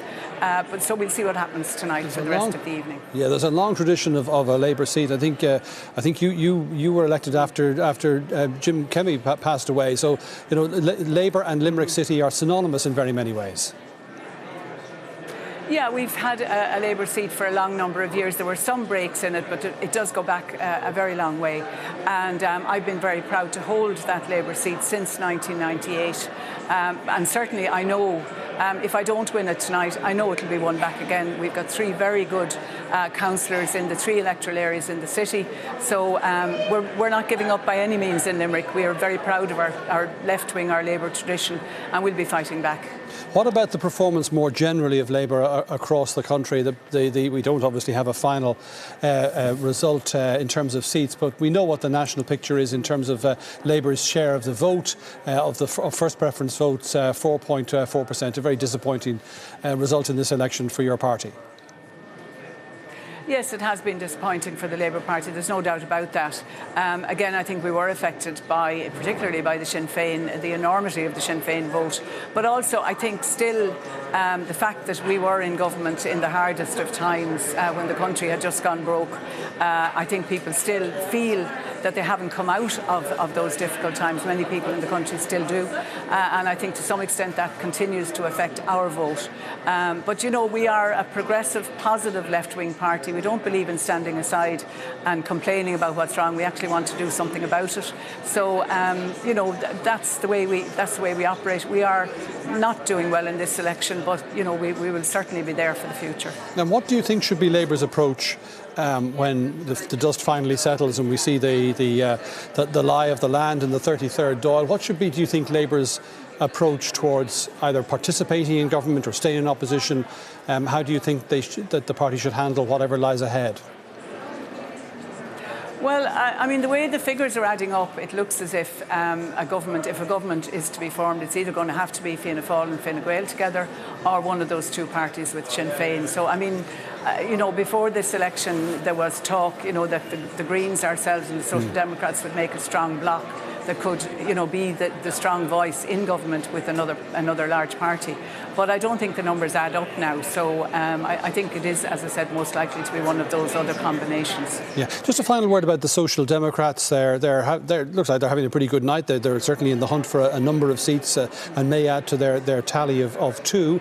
Is it time really for Labour and the Soc Dems to get back together again and you know, to look at a situation where they might be greater than the sum of their parts? Well, I've always been in favour of left-wing parties, I suppose, working together, but in some cases, obviously coalescing, because I was, you know, I came from that. I was in Jim Kemmy's Democratic Socialist Party when I was first elected to Limerick City Council, and we eventually merged with the Labour Party, as did Democratic Left later on. So I don't think it makes sense to have so many fragmented groups on the left in Ireland. I do think, at least if we can't merge, that we need to cooperate more. All right, well, look, we'll leave it there. John O'Sullivan, we appreciate you talking to us on what is a difficult evening, perhaps, for you ahead, and no doubt more news on that in the next couple of hours. We might go back to Limerick and just have a word here with some of our panel. We're joined by Craig Hughes from the Irish Daily Mail. I don't know whether you've had a chance to look at those Limerick figures, Craig, whether they make, or Teresa, maybe you want to come in on that, do you? Yeah. I'll take Limerick if you do, if that's all right. Yeah. I mean, I think it probably is going to be a very difficult evening for Jen O'Sullivan. She has a track record of kind of rising from the ashes, but I'm afraid tonight it's not to be. Maurice Quinlan and Willie O'Dea have already been elected. Kieran O'Donnell looks quite strong there for Fine Gael, and then it's going to be very interesting for the last 2 seats. I think you're going to have Frankie Daly, who is of the Labour gene pool, and Brian Ledden from the Green Party, who also has connections actually back into the Labour Party. So it would be very difficult to know where transfers might break between those 2 candidates, because they've quite similar lineage, and indeed it could actually be Jan O'Sullivan's transfers that elects one or the other of them ultimately. All right. Let's just pull back a bit and take a look at it for a moment or two at the wider picture, and I want to bring you in on this, Craig. In terms of what we're hearing from Fianna Fáil, John was talking earlier about what some leading figures in Fianna Fáil have been saying. I'm sure lots of TDs are speaking privately to people like yourself. What do you detect in terms of the attitude within the Fianna Fáil party, within those TDs who expect to be back in the next Dáil, about whether or not they will treat with, engage with, and even do a deal with Sinn Féin? It's been very interesting as the day progressed. The Fianna Fáil opposition, privately was softening quite a lot. But in Dublin, the Dublin TDs are very much against. No way will they go into government with Sinn Féin. But those outside of Dublin have a much more softer position. So there's definitely a lot of division in Fianna Fáil privately at the minute in terms of how they're going to proceed with Sinn Féin. So I suppose at this stage, really, the leadership will be, and maybe we heard it earlier from Micheál Martin today, Michael McGrath as well, don't give at this stage any hostages to fortune. Try and keep your options to some extent open. Exactly, but he has been helped because with some people like Jim O'Callaghan, Jack Chambers, stating their position very clearly, they're very much against it. With other people like Derek Cleary, and we heard Eamon O'Keefe earlier, their language is so much more open that people can only infer from that they're willing to go in with Sinn Féin. Yeah, just quickly, there will be, do we think, some kind of internal process in Fianna Fáil potentially in the days ahead, Sarah, in relation to all this? Absolutely. I mean, as Craig is saying, there's obviously a split in the party, whereas with Fine Gael, where they're all singing from the same hymn sheet when it comes to whether or not they're going to go in with Sinn Féin. I think it's very clear.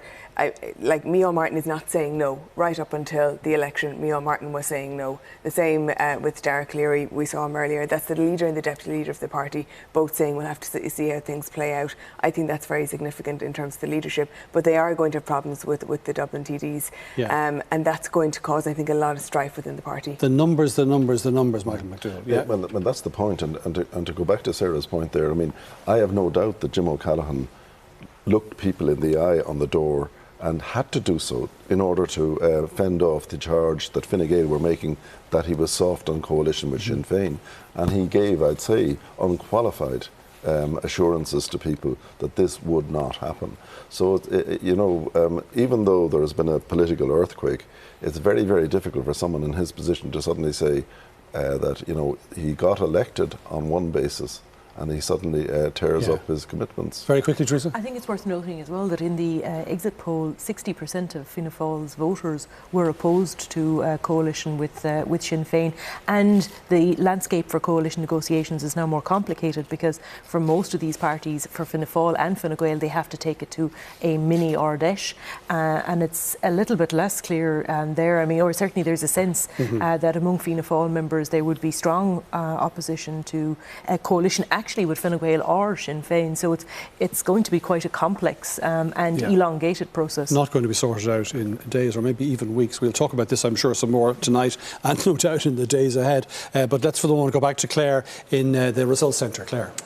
Well, Brian, we're going to Meath West now and to Peadar Tóibín, Aontú TD and leader. Peadar Tóibín, thank you very much for joining us from your constituency tonight. And this election was always going to be a big challenge for you. You'd left Sinn Féin. You're running against this massive Sinn Féin surge. And congratulations to you for on your election.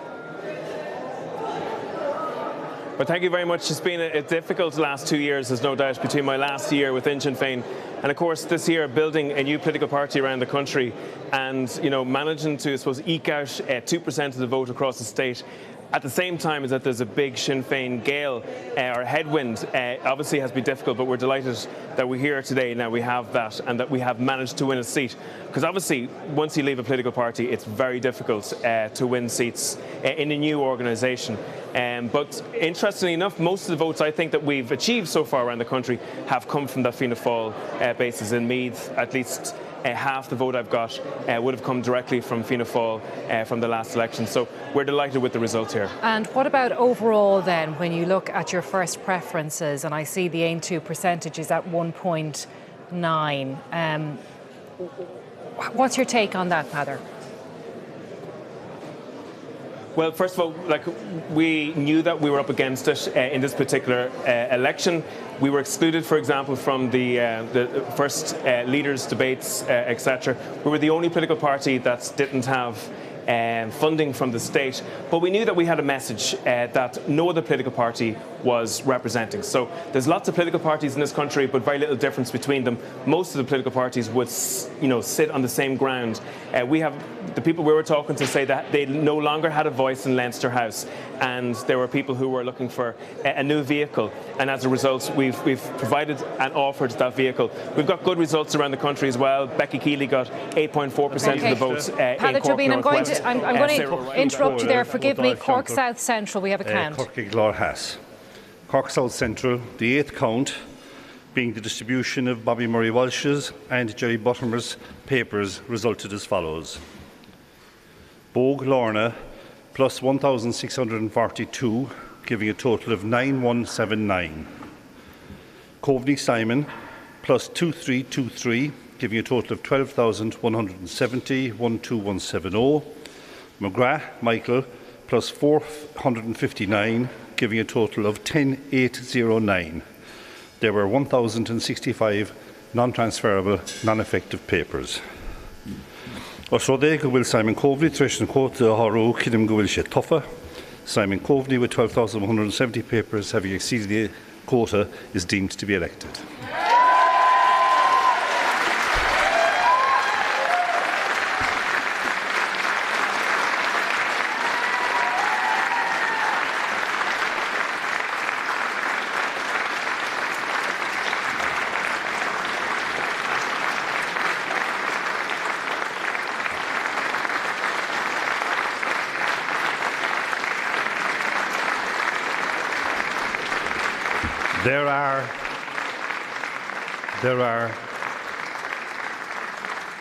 There are two available surpluses for distribution, but as their combined total is less than the difference between the two remaining candidates, it is not necessary to distribute them. The next operation would be the exclusion of the lowest continuing candidate, Lorna Bogue, but as this leaves but one continuing candidate for the one remaining vacancy, I deem Michael McGrath to be elected without reaching the quota.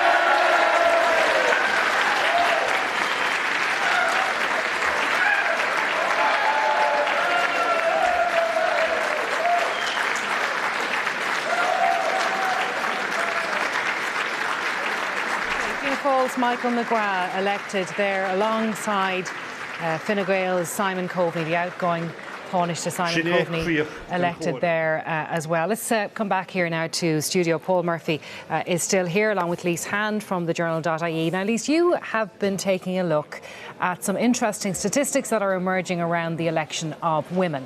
What have you found? Yes, well, so far we've had 14 women elected. There was 35 women in the last Dáil.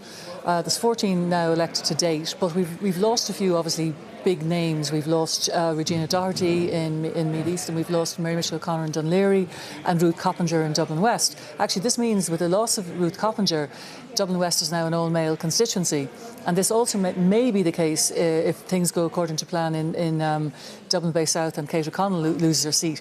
So that's quite disappointing. Obviously, there's a few new women who have entered the frame, like Rose Conway. Yeah, new Sinn Féin women. Yeah, a lot of new Sinn Féin women. Rose Conway Walsh in Mayo, and it maybe looks like Violet Ann Wynne in Clare as well is looking good. And we also have possibly Jennifer Whitmore in. With a list of the elected women up on screen there that you can have a look at as you go through. So, again, it is disappointing to see that we are going to have some constituencies that will be all male. And, if you look back at the gender quotas this time, instead of applying the rule that they did in the previous election, whereby they suffered a financial penalty, the major parties, if they didn't meet the 30% quota, instead they softened it, so they said, we will give you funds if you meet, for quality officers and so on, if you actually meet the target. And I think this was a massive mistake, and they're going to have to look at this again, because the two main parties, Fianna Fáil and Fine Gael, they only squeaked over the quota. I think Fine Gael had 30.5% women and Fianna Fáil 31%. Now, the smaller parties, in fairness, were much better. I think the Soc Dems were 60-something% or so on. So, again, I think people are going to be watching this and watching how many women, do come in, and if the number falls off. And if they do, I think hard questions are going to have to be asked about this again. Would you expect it to even out, perhaps, to where it was at 2016? It might do. I mean, it'll be interesting to see does it come in, and will it be a mixture of new people and women coming back? I mean, obviously, Catherine Murphy is back, and Roisin Shortall is likely to take a seat, and Breed Smith, of course, is back as well. But again, it's something. I think it could be. If it is, it'll be on par rather than an improvement, and I think that could be, I think that could be just, a disappointing day for women, really. Okay. Can we talk about what this Sinn Féin surge, Paul, is doing on the left? Because they had a lot of excess votes that they didn't need. They didn't have second candidates to sweep up those votes. So did they benefit you and others? Are you seeing that trend? Yes, in terms of where their surpluses are going. I mean, it says something about what the Sinn Féin vote is, that in many constituencies somewhere between kind of 45 and 60% of their surpluses are going to solidarity people before profit. It's actually striking in constituencies where there are, say, so if you look at Dublin South Central, where there's a big Angus Nuttig surplus, that went very substantially to Breed Smith as solidarity people for profit, rather than Joan Collins, who was another, decent socialist activist in that constituency. And I think that reflected a certain party, kind of left vote Sinn Féin, then vote solidarity people for profit. So it shows that Sinn Féin voters are looking to the left. They want there to be a left government. They want there to be a government excluding Fianna Fáil and Fine Gael. And I think that also serves to send a message to the leadership of Sinn Féin that, if they open up coalition talks with Fianna Fáil, if they seriously consider going into coalition with Fianna Fáil, that would be a big disappointment to those people. And I think it shows the potential that exists for a big left in Ireland. There's a big question that's asked about Sinn Féin politics, though. Is it a party of the left? Well, I think the key thing is that their voters are looking left.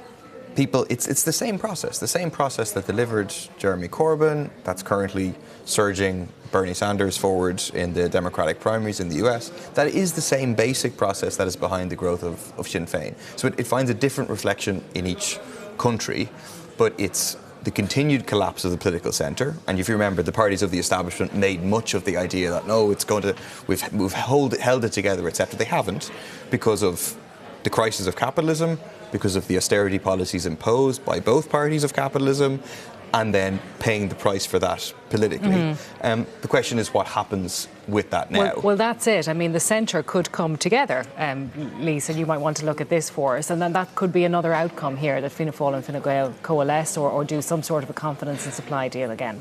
It is possible, but we're seeing such a complete realignment of the of the political landscape that I suppose another possibility is that you might see that Fine Gael moves slightly more right of centre and goes back to its original base, and kind of goes back to the sort of spirit of the progressive Democrats. Even they go back and they woo those people they used to that they looked after, so to speak. So you might kind of say that the centre has become so crowded now because Sinn Féin came more into the centre in order to make themselves a more mainstream party.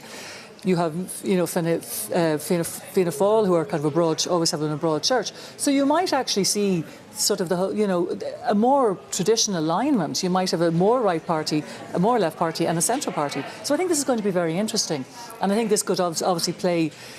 That philosophy could obviously play into whatever happens, once the final votes are counted. Because we've seen already, Claire, there's so many conflicting noises coming out from even within the parties. There are voices of dissent saying we don't want to do this. We don't have a clear sense of what's going to happen next. We've looked into our heart and we're going to do some talking. Okay. So who knows? We're going to take another quick break. More to come from our results coverage after this.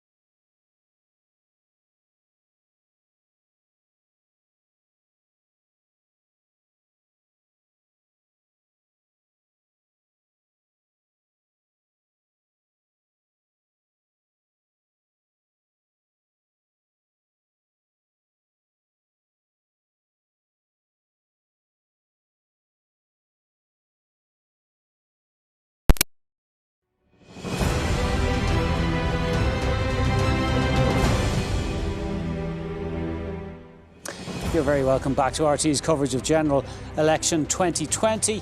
And I want to take a look at the constituency of Meath West for reasons which will become clear in a moment. And we can see the count as it developed. Sinn Féin candidate Johnny Girk topping the poll, followed by Peadar Tóibín of Aontu, followed by outgoing TD Shane Castles of Fianna Fáil, then Damien English. And it looked like Fine Gael had made a serious error here by running 3 candidates. But look what happened over the course of the count. The Sinn Féin surplus is distributed, bringing Peadar Tóibín up. Then candidates down the list are eliminated. And watch Damien English suddenly leapfrogs above Shane Castles. And on the final count, he wins the seat ahead of Shane Castles. So Shane Castles of Fianna Fáil losing his seat. Johnny Girk and Peadar Tóibín winning seats. And Damien English of Fine Gael holding on despite some speculation that he was in trouble. And Damien English joins me now. Good evening and congratulations. Thanks, David. It's been a long day, all right. I suppose we knew we were in the running, but we knew it was going to be very tight and we'll come down to transfers. We did know after the first count that we had practically a Fine Gael quota here, but the major part was would it come together because across 3 candidates, and thankfully it has. And in the last count there, we managed to secure the seat. Now, obviously, you were running 3 candidates in the hope that you might take 2 seats in this 3-seater, but clearly the votes weren't there for that. Why do you think the Fine Gael message didn't resonate with the people of Meath West? I know it's a constituency where there's a lot of commuters, there are a lot of people worried about transport, worried about childcare, worried about school places, worried about housing. Yeah, David, in fairness, there's a lot of issues there. You're right, we would have thought a few months ago that we had, there might be a chance here, a small chance of winning 2 seats. So we are ambitious. I'd be always ambitious for this area because I know the importance of being in government. So we did try to win 2 seats.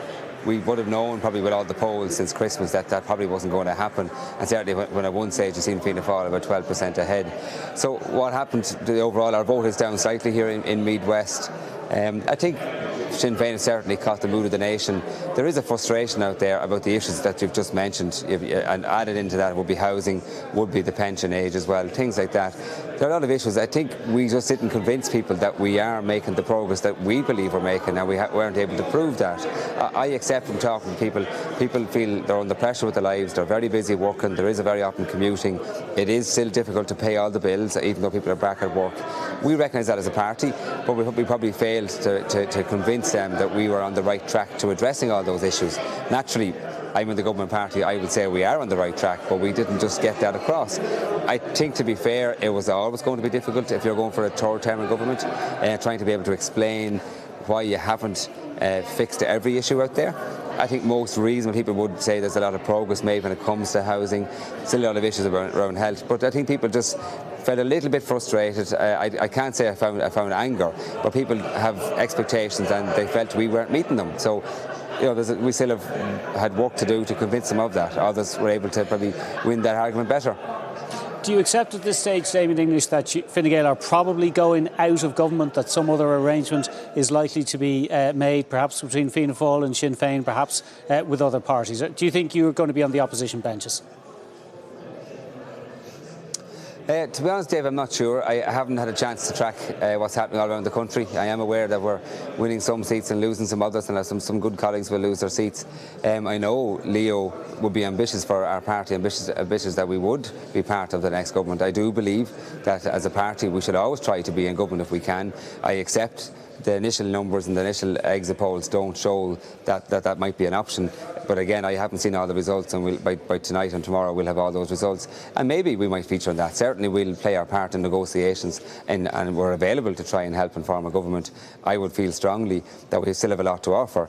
I accept we haven't convinced the people of that in the way we hoped we would, that we could win extra seats to guarantee being in government. But still, in and around 40 seats, I think we have a role to play, certainly as the government formation talks continue, maybe over the days and weeks ahead. OK, Damien English, congratulations on your own re-election. And as you say, plenty of seats still to be filled, plenty of counts continuing. We have 7 constituencies completed, 10 constituencies adjourned till tomorrow morning, 22 still counting. Let's take a look at the national picture.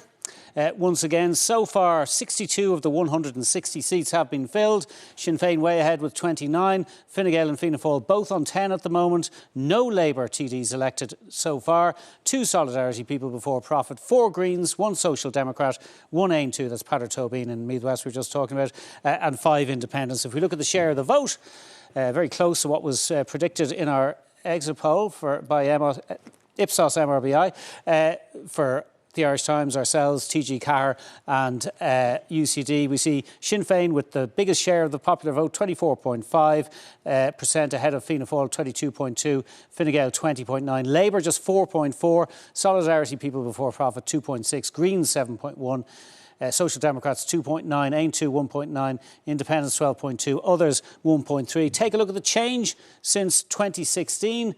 The big story, of course, of the day is the increase in the Sinn Féin vote, up 10.7 points. Fine Gael down 4.7%, Fianna Fáil down 2.2%, Labour down 2.2%, Solidarity People Before Profit down 1.3%. The Greens up 4.4%, perhaps not as much as they might have hoped. The Social Democrats down marginally by 0.1%. Aontú, obviously a new party, adding 1.9%. Independents down 3.5% and others down 3%. I'm still joined by John Bowman. John, we've talked a lot about Sinn Féin. We've talked a lot about Fine Gael and Fianna Fáil. We haven't talked much about Labour. Pretty dismal day for them. Yes, they've been given six seats as the outcome of this election, as a projection on some of the discussion. And I think they're going to find it quite hard to get that many. I've been looking at just the figures in terms of their quotas, for instance, which is a pretty big benchmark.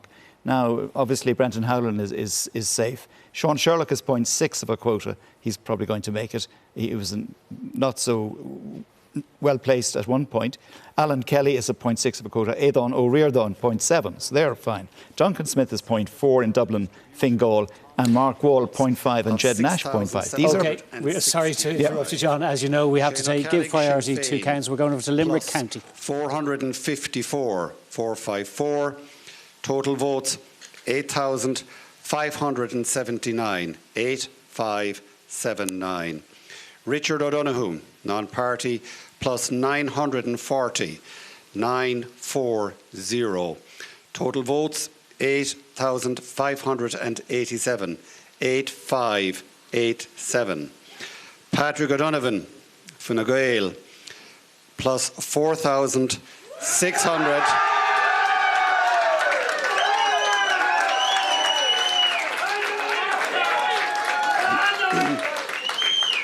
Plus 4,659, 4,659, to give a total of 15,552. 15552. Non-transferable papers not effective, 712. 712 to give a total of 1,502, 1502. As the votes of Patrick O'Donovan exceed the quota, I deem him to be elected.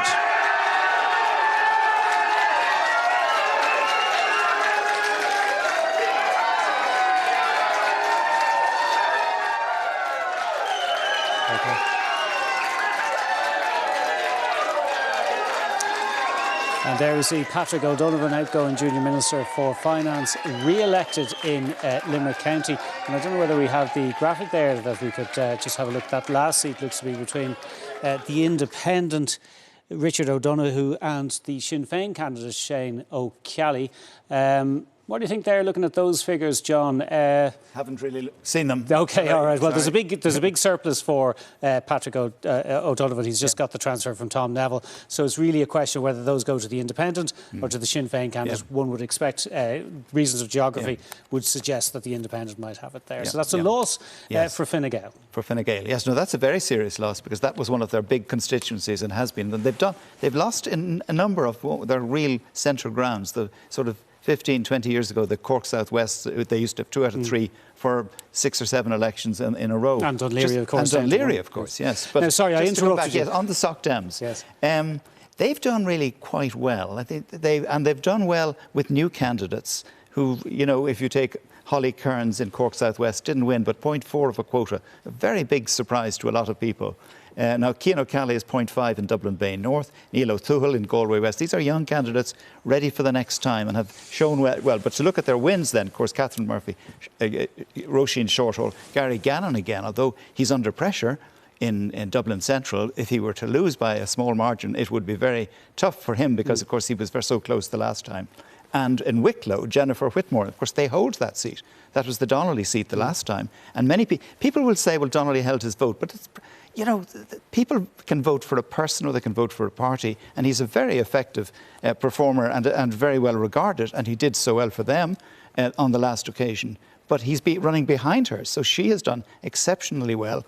Nationally, not very well known. And nor is the brand Sockdem particularly well known. They're generally kind of grouped in with all those other Labour, other kind of left-wing groups. But it's a formidable achievement by them. And Roisin Shortall was talking earlier about the possibility of government and all that. And she is, along with many others among the independents, by the way. They're on a group of really pragmatic independents, 7, 8, 9 of them, who have won seats in this election. And they could come into play when the whole talks about coalition. Against that, the only route for Damien English, for Fine Gael to stay in government, is with Fianna Fáil. There's no other way for them to come back into government. Just staying with Labour and the Sockdowns for a minute. I mean, people have been talking during this election campaign, what is the point of having a Social Democrat Party as well as a Labour Party? And surely the Sockdowns should rejoin Labour. Might be the other way around. Well, that's happened as well. But of course, Labour has a brand, but it is fading. And this is not a good election for them. They're under a huge amount of pressure. And look where they were with 37 seats in 2011. Now, that was just after the crash. But they had 37 seats. They went down to 7. One of them will not be successfully defended, the Penrose seat. But they're not out of the woods. And they're under a fair bit of pressure. Now, whether they can re-amalgamate with others, and Roisin Shortall, many of the other people, Catherine Connolly is another, that's the Michael D. Higgins seat in Galway West. So many people, Labour, the left are famous for it, for splitting and fragmenting. It's almost the nature of the ideology, but it happens all the time. And Labour then were in some disdain and contempt from some of those when they went into government. Pretty unfairly in a way, that's what Brendan Howlin would say.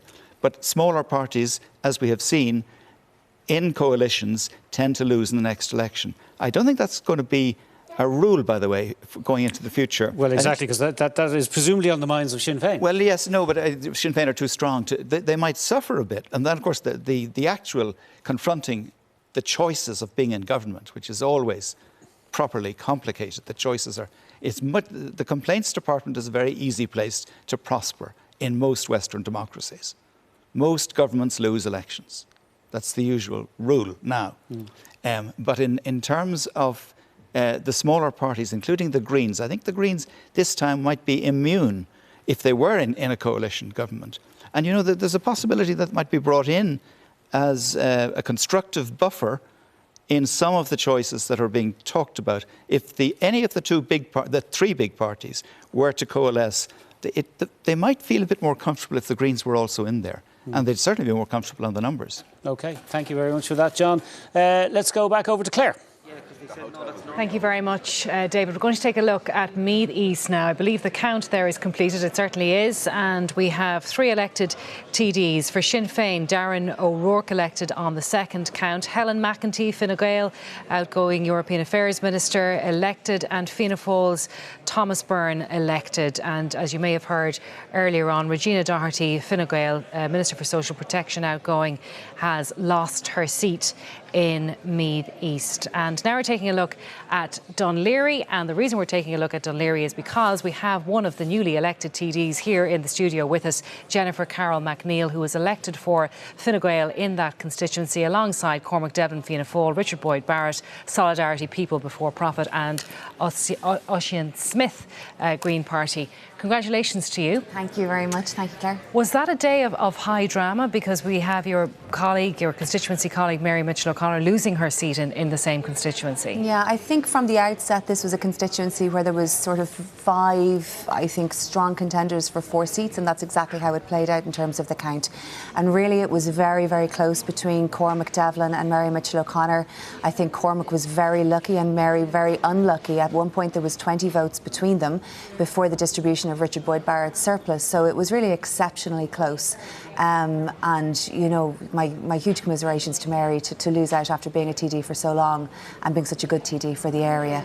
But it was really very close, and congratulations to Cormac for getting in. And is there anything that you feel needs to be said about the Fine Gael strategy of running 3 there in Dunleary? Well, I mean, I was thinking about that, but I was just saying actually it was incredibly close, just the 20 votes between them. So I'm not sure, you know, if you'd known that at the outset, that could have broken any which way, you know what I mean, as people eliminated, you know, a few more transfers here, a few more transfers there. If I'd gotten a few less, you know, it was really very tight throughout.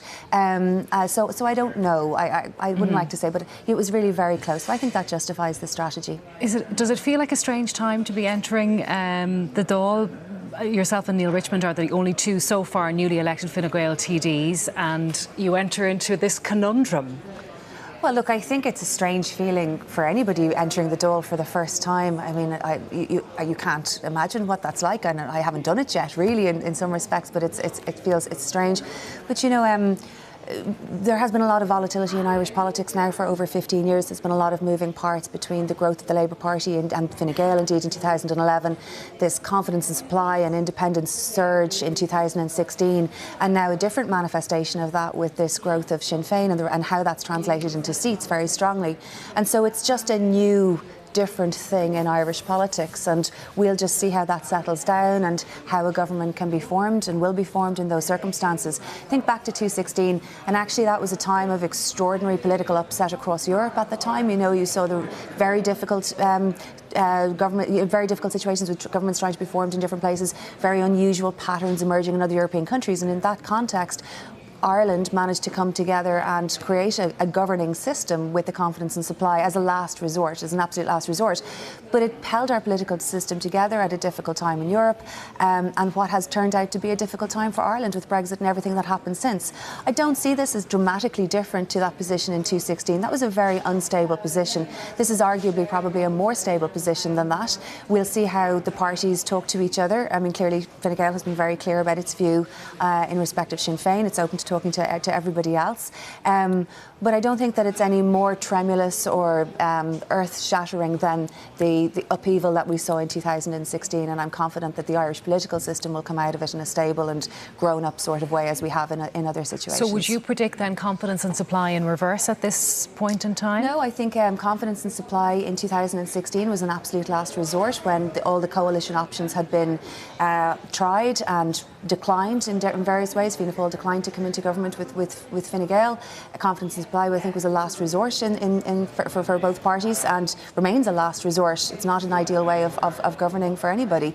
So no, I wouldn't say that at all. No, I think it's time for parties to sit down, to reflect, to have lots of cool heads, just take a little time just to reflect on the numbers that are coming in, the opportunity to talk to each other, preferably, you know, behind closed doors and not on the airwaves, as it were, and just allow that to happen over the next couple of days, because there's a lot of excitement and there's a lot of speculation tonight, and of course that's natural and people are excited about it, but at the end of the day we need to wake up tomorrow and the next day and just see what the numbers really are and what opportunities are for everybody there and how that's going to work. OK, I want both of you, if you will, to have a look at this next graphic. We're just going to take a look at people who have lost their seats so far in this election, and we mentioned Regina Doherty there in Meath East Lease. We have Mary Mitchell O'Connor, who we also mentioned, Tom Neville for Fine Gael in Limerick County, Shane Cassells, Fianna Fáil, Joan Burton, Labour, and Ruth Coppinger, Solidarity, People Before Profit, and Shane Ross, who went out earlier in Dublin Rathdown. Yeah, I mean, it's extraordinary because you know, when you have some seriously big names in there as well. I mean, Shane Cassells, for instance, everybody thought that he was, you know, safe as a house. I think it's one point I think that's worth thinking about is that one of the many issues that, well, not issues that Mary Lou MacDonald will have to deal with is the fact she is going to have a fairly sizable influx of first-time TDs. And I mean, a lot of them, you know, several of them didn't even manage to make a council seat in the local elections. And a lot of them, to be frank... So completely new to politics. Yeah, and I mean, a lot of them, to be frank, were probably just, you know, placed on the ticket just to get a run out, maybe to set themselves up for the next local elections.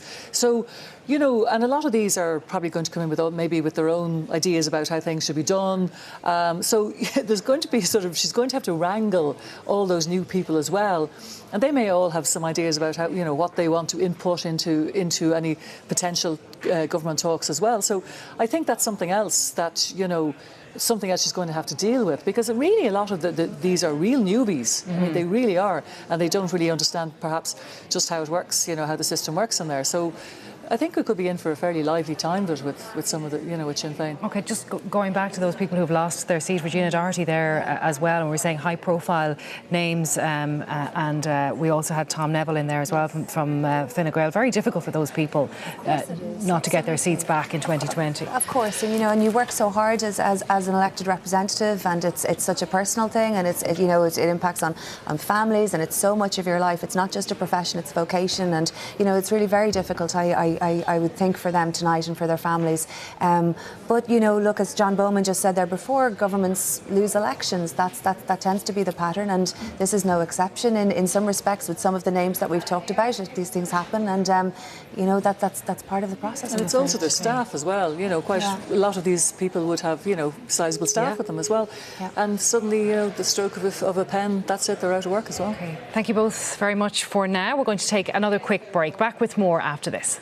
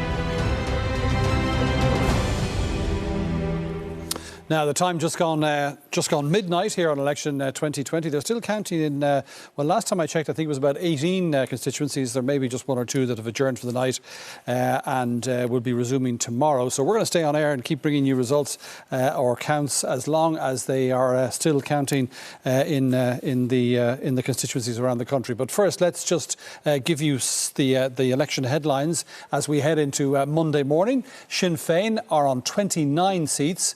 So far, 17 of the top 20 first preference vote winners were Sinn Féin candidates. Fine Gael has 12 seats so far. Fianna Fáil are on 11. The Green Party has won 4 seats thus far. Labour has yet to win a seat. 5 independents have been elected, 2 for Solidarity, People Before Profit, 1 for ANC and 1 for the Social Democrats. Fine Gael's Simon Coveney has been elected in Cork South Central, having exceeded the quota on the 8th count. In the same constituency and on the same count, Fianna Fáil's Michael McGrath has been deemed elected without reaching the quota.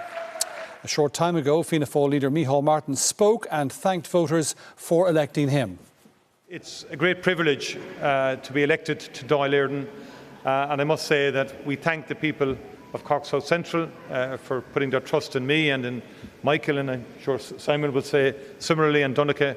Likewise, I congratulate Donegal Laoghaire on topping the poll, an exceptional result and a very good result for him.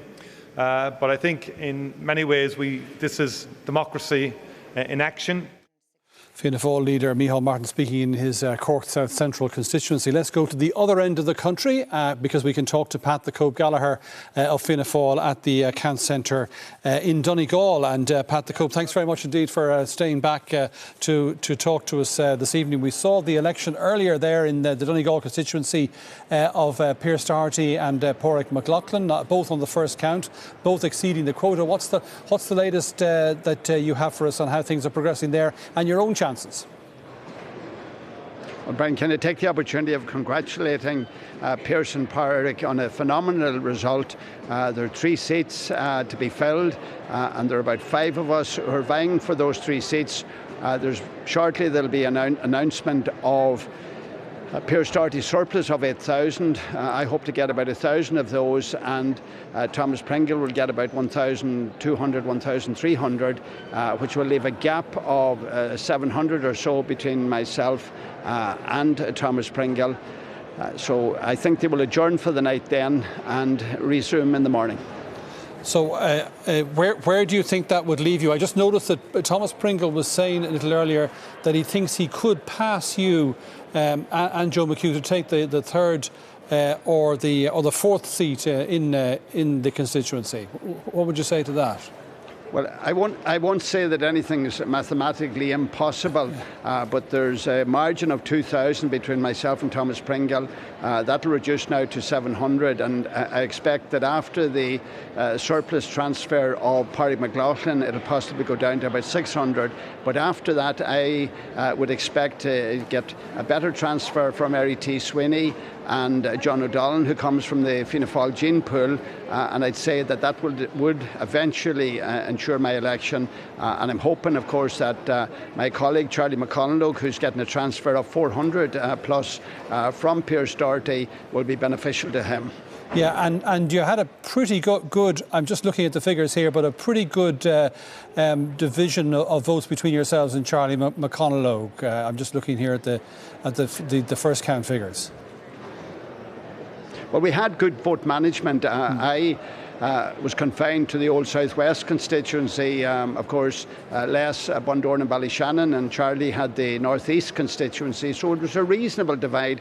It worked the last time, and I sincerely hope that it'll work this time again, because I would hope that we won't be transferring to each other. But I was happy with my transfer from Pearse Doherty, even though it was expected that a lot of those would go to the left. But we worked very closely together, and it has come as no major surprise to me. Yeah.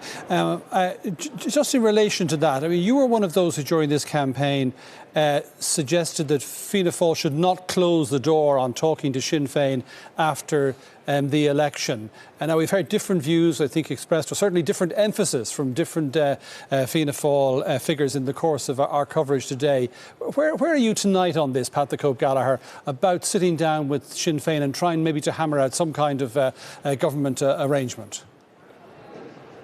Well, let me be very clear. I did an interview with Ahwajin, with Emergin O'Ferry, and when that was translated, by the time it got to Dublin, it certainly wasn't what I said.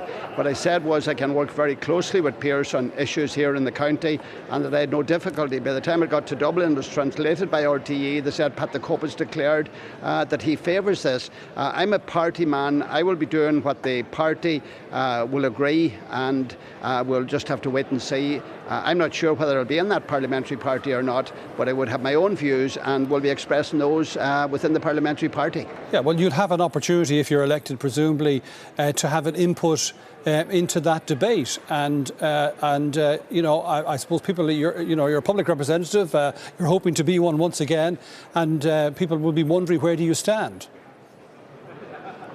Well, of course they'll be wondering, but I'm not going to make it known to those people tonight. But I do believe that the people have spoken, and I think all parties should enter into discussions with each other. I do know that all parties who have a programme, that if there is a coalition, they will have to look at the areas that's in common, and then otherwise there'll have to be compromises. Pragmatism is vitally important, and I think when the people have spoken, they don't want another election because it wouldn't resolve the issue. All right, Pat the Cope, we'll leave it there. Thanks so much indeed for talking to us. We're going to go back now to Claire in the Results Centre. Claire. Thanks, Brian. We're going to go to Limerick County now and to Patrick O'Donovan, recently elected, re-elected for Fine Gael. Patrick, first of all, congratulations to you. Thanks, Claire. Thanks very much. So talk to me about the constituency then. Yourself and Niall Collins, Fianna Fáil elected. Who's getting the last seat there?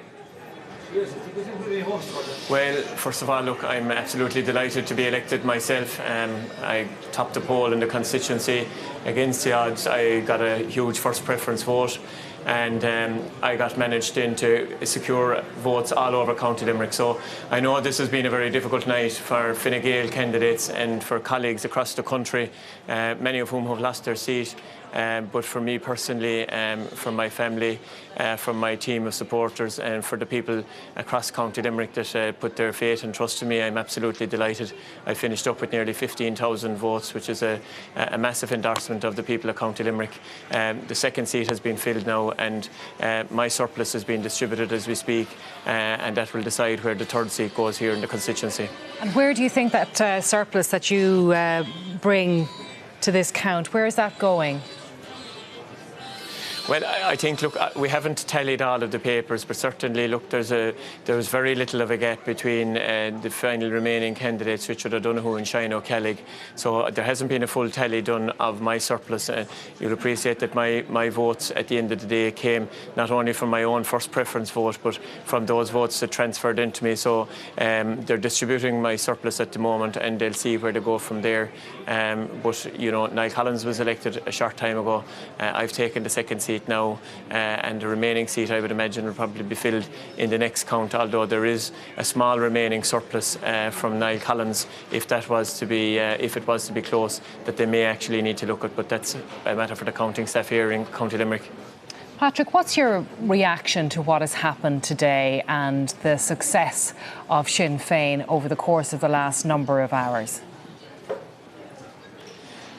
Well, as I said at the start, look, I mean, I woke up this morning following a tally across the county. I wasn't really tuned into what was happening across the country, as you'll appreciate. This is an election that engulfs your family, it engulfs your supporters, it engulfs yourself. So I haven't really been following, apart from small dispatches of what I'm getting here at the County Centre myself. But look, it hasn't been a good day for Fine Gael, there's no two ways about it. We've lost a lot of colleagues along the way, and now it seems that Sinn Féin have done very well. And as I said earlier on, they now need to do something that they've never done before, which is take responsibility. They've absented themselves too many times in the past. If they want to go ahead and form a government, it's up to them now, I think, to form it. You've heard a while ago there, Pat Gallagher holding open the door to a Fianna Fáil Sinn Féin coalition. And look, that's something that they'll have to discuss themselves. I know that the Taoiseach a while ago said that he would obviously be having discussions with other parties and individuals as well to see if a government can be formed. But getting elected to the Dáil is, you know, it's more than about just the actual occasion of getting elected. It's about taking responsibility and putting your hand up and saying, we want to govern. The last election, we didn't win the last election, but we put our hand up and we governed for the last 4 years in difficult circumstances. Isn't that, though, Patrick O'Donovan, isn't that what Sinn Féin have been saying throughout this campaign? They put their hands up and they said, we are willing to talk to any party about coalition. It's Fine Gael and Fianna Fáil, both of whom said, we're not going to have that conversation with you. Well, the Fine Gael position is clear, and the Taoiseach made it very clear again this evening. And I heard Michael Ring earlier on before I came out myself, also, you know, underlining the fact that anything that would have to be done, even in terms of Fine Gael entering any form of a coalition, regardless of who it is, has to be considered by the Fine Gael membership. So tonight, for me, is I suppose is a night of relief that I've been re-elected to the Dáil for a third time, and that I have a mandate from the people.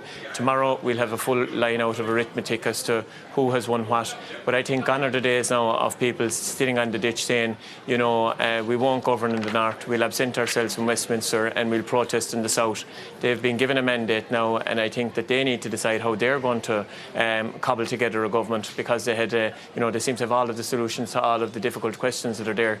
From our point of view, we'd obviously be very anxious to continue in government, but we'll only continue in government with like-minded individuals who want to continue to make sure that we are able to deliver a programme of work to every corner in the country. And I just want to say again a huge word of thanks, Claire, to everybody here in County Limerick that has put their faith in me for a third time and returned me to the Dáil for a third time.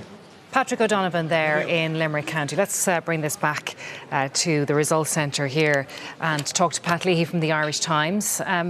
Very strong message there from Patrick O'Donovan to Sinn Féin, time to get off the ditch and take responsibility. But as I said to him, it's not Sinn Féin who have been refusing to go into government during this campaign. It has been the bigger parties, the other parties, who have been refusing to talk to them.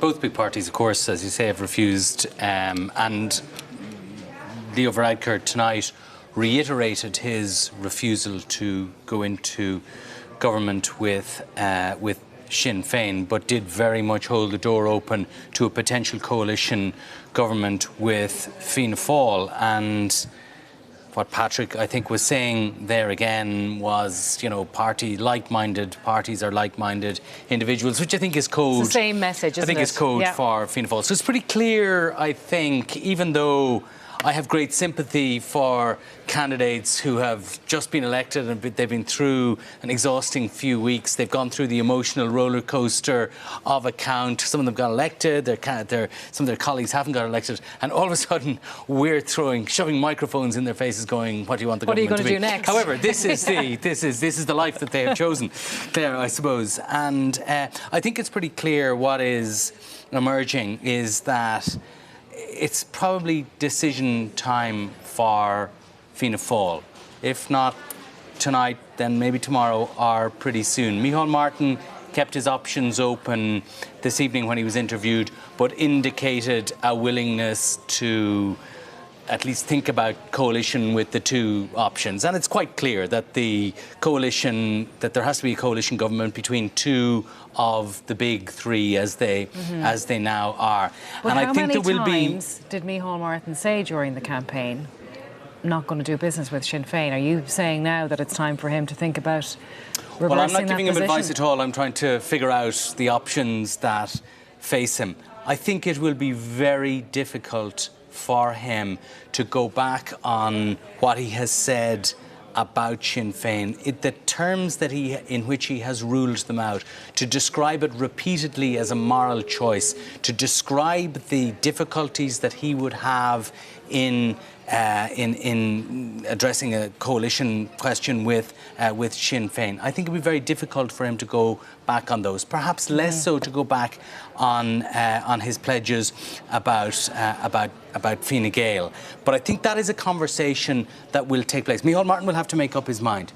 But that's also a conversation that will take place in Fianna Fáil over the coming days. And Micheál Martin is weakened by this election result. That's what happens when you don't get what you want out of an election result. And I think there will be a pretty fierce conversation about that in Fianna Fáil over the coming days. Do you agree with that, Gerald Halloran? A fierce conversation within the party, the Fianna Fáil party? Oh, absolutely. You know, there's huge issues for Fianna Fáil. I think the worst thing that can happen for either Fine Gael or Fianna Fáil is to have an arrangement between each other which they depend on this duopoly again. That sucked the life out of them to an extent each over the last couple of years. Together they're on about 43% of the vote. It's about 7% less together than they got in 2016. You know, and historically the last time there was a full-on choice between the two in 2007, there was 70% between them. So this is only going one way, and it's going down the shore, and either they stop it or, you know, they will further diminish together. Okay, but the alternatives then outside we've got a count coming in. I'm just going to go to Galway West, and we'll come back to this. Galway West. Connolly Catherine, 964. Umlawn, a shocked a shea, a though a cuig. Total 7,625, 7625. Crow Ollie, 116. Umlawn, a cuig a shea a shocked a hain. Total 5,671, 5671. Queeve Eamon O, 183. Umlawn, a yea a do a nodge a nodge. Total 9,200, 9200. Farrell Moraith, 380. Umlawn, a hain a nodge, a hain a three. Total 10,013 votes, 10013. Grealish Noel, 134. Umlawn, a yea, a three, a nodge, a do. Total 9,302, 9302.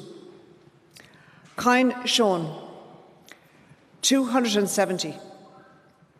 Umlawn, a cuig, a hucht, a do, a yea. Total 5,829, 5829.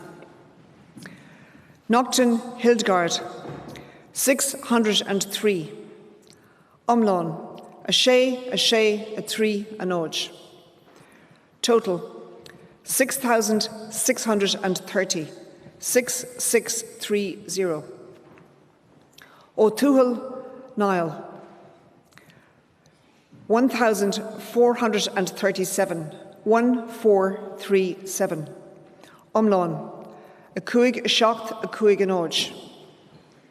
Total 5,750, 5750.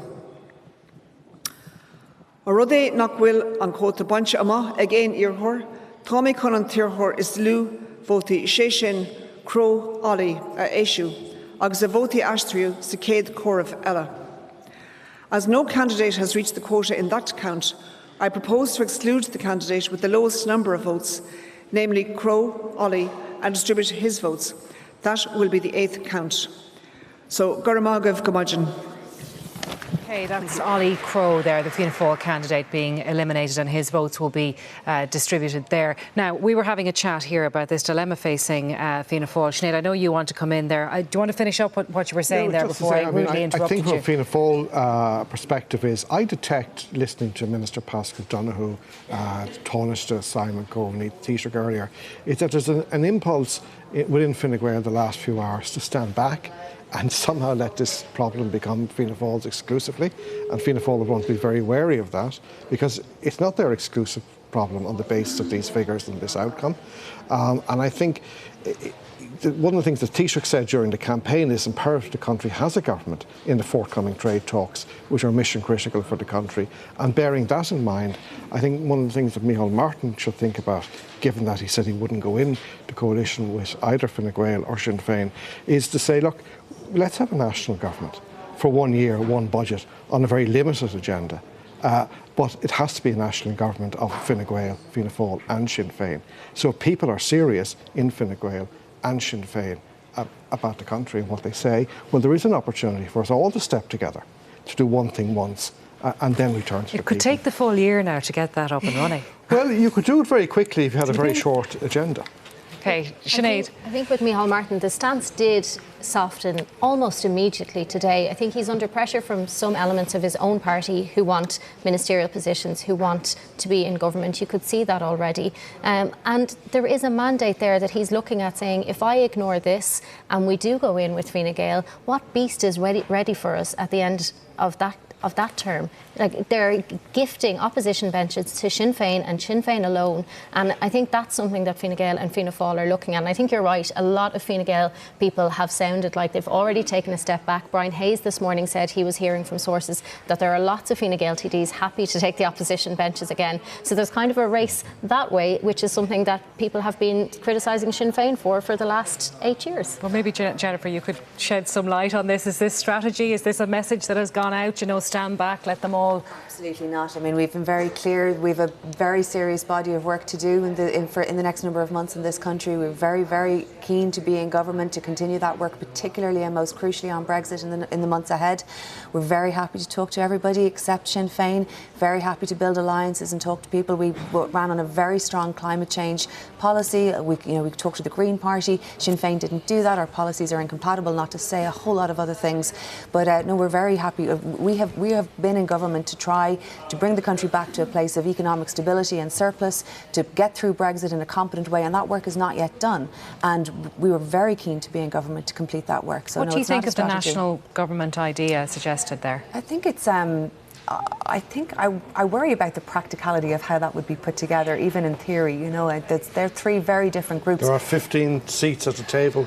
You divide between three.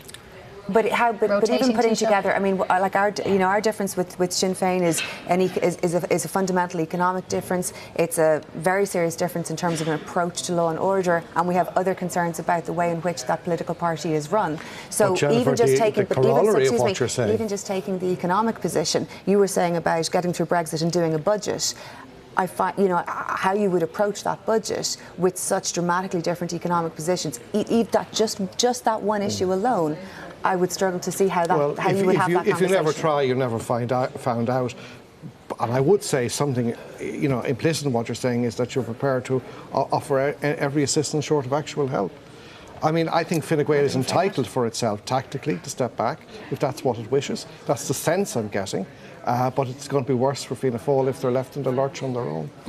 My sense, trying to get some sense of what thinking is at the top of Fine Gael this evening, is that they view the next move as being Fianna Fáil's. I think Fine Gael will step back and wait and see what the outcome of that internal discussion, which I suspect is likely to become public pretty quickly this week, what the outcome of that discussion is in Fianna Fáil. And then we will see.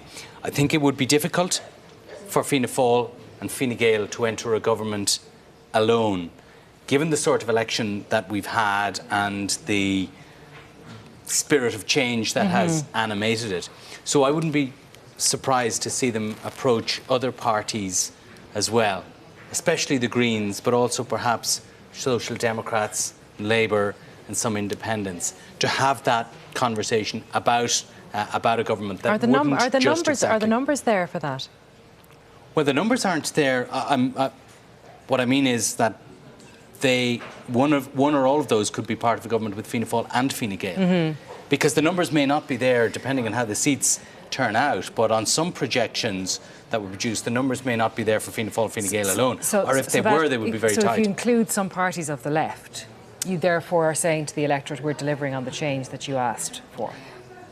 Precisely. You put the Greens into the mix with Fianna Fáil and Fine Gael. Yeah. It's all speculation, of course, but it's nearly 12:30 at night. But, we're allowed that makes that government look a bit changier. Yeah, I think there's an optics problem though, because it is 12:30 at night. And look, we're going to bed. Most ordinary people are going to bed tonight 12:30. Sinn Féin have top polls across the country. They'll go to work tomorrow. The story of today has been, we have elected Sinn Féin. That's not going to play out in seats. Everyone's going to be much tighter come Monday evening, Tuesday morning. But the story so far is we have elected Sinn Féin. Okay, we have got to take a break, and we'll be back with more from Election 2020 after this.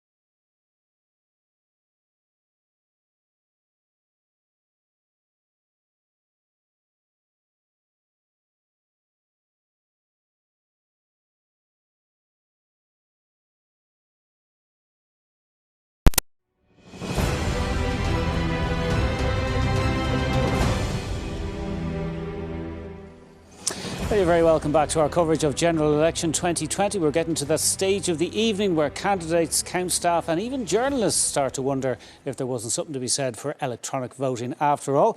At this stage we have 8 counts complete, 22 adjourned for the night, 9 still counting. So we've a bit of a way to go yet. I'm joined once again by Claire McGing of Maynooth University and Michael Marsh of Trinity College. Claire, one thing we do know now is we know turnout. Yes, so now that we have a first count, at least in all constituencies, all 39, we can tell you that turnout was 62.9% on Saturday's election. That's down 2% on the last election, 2016.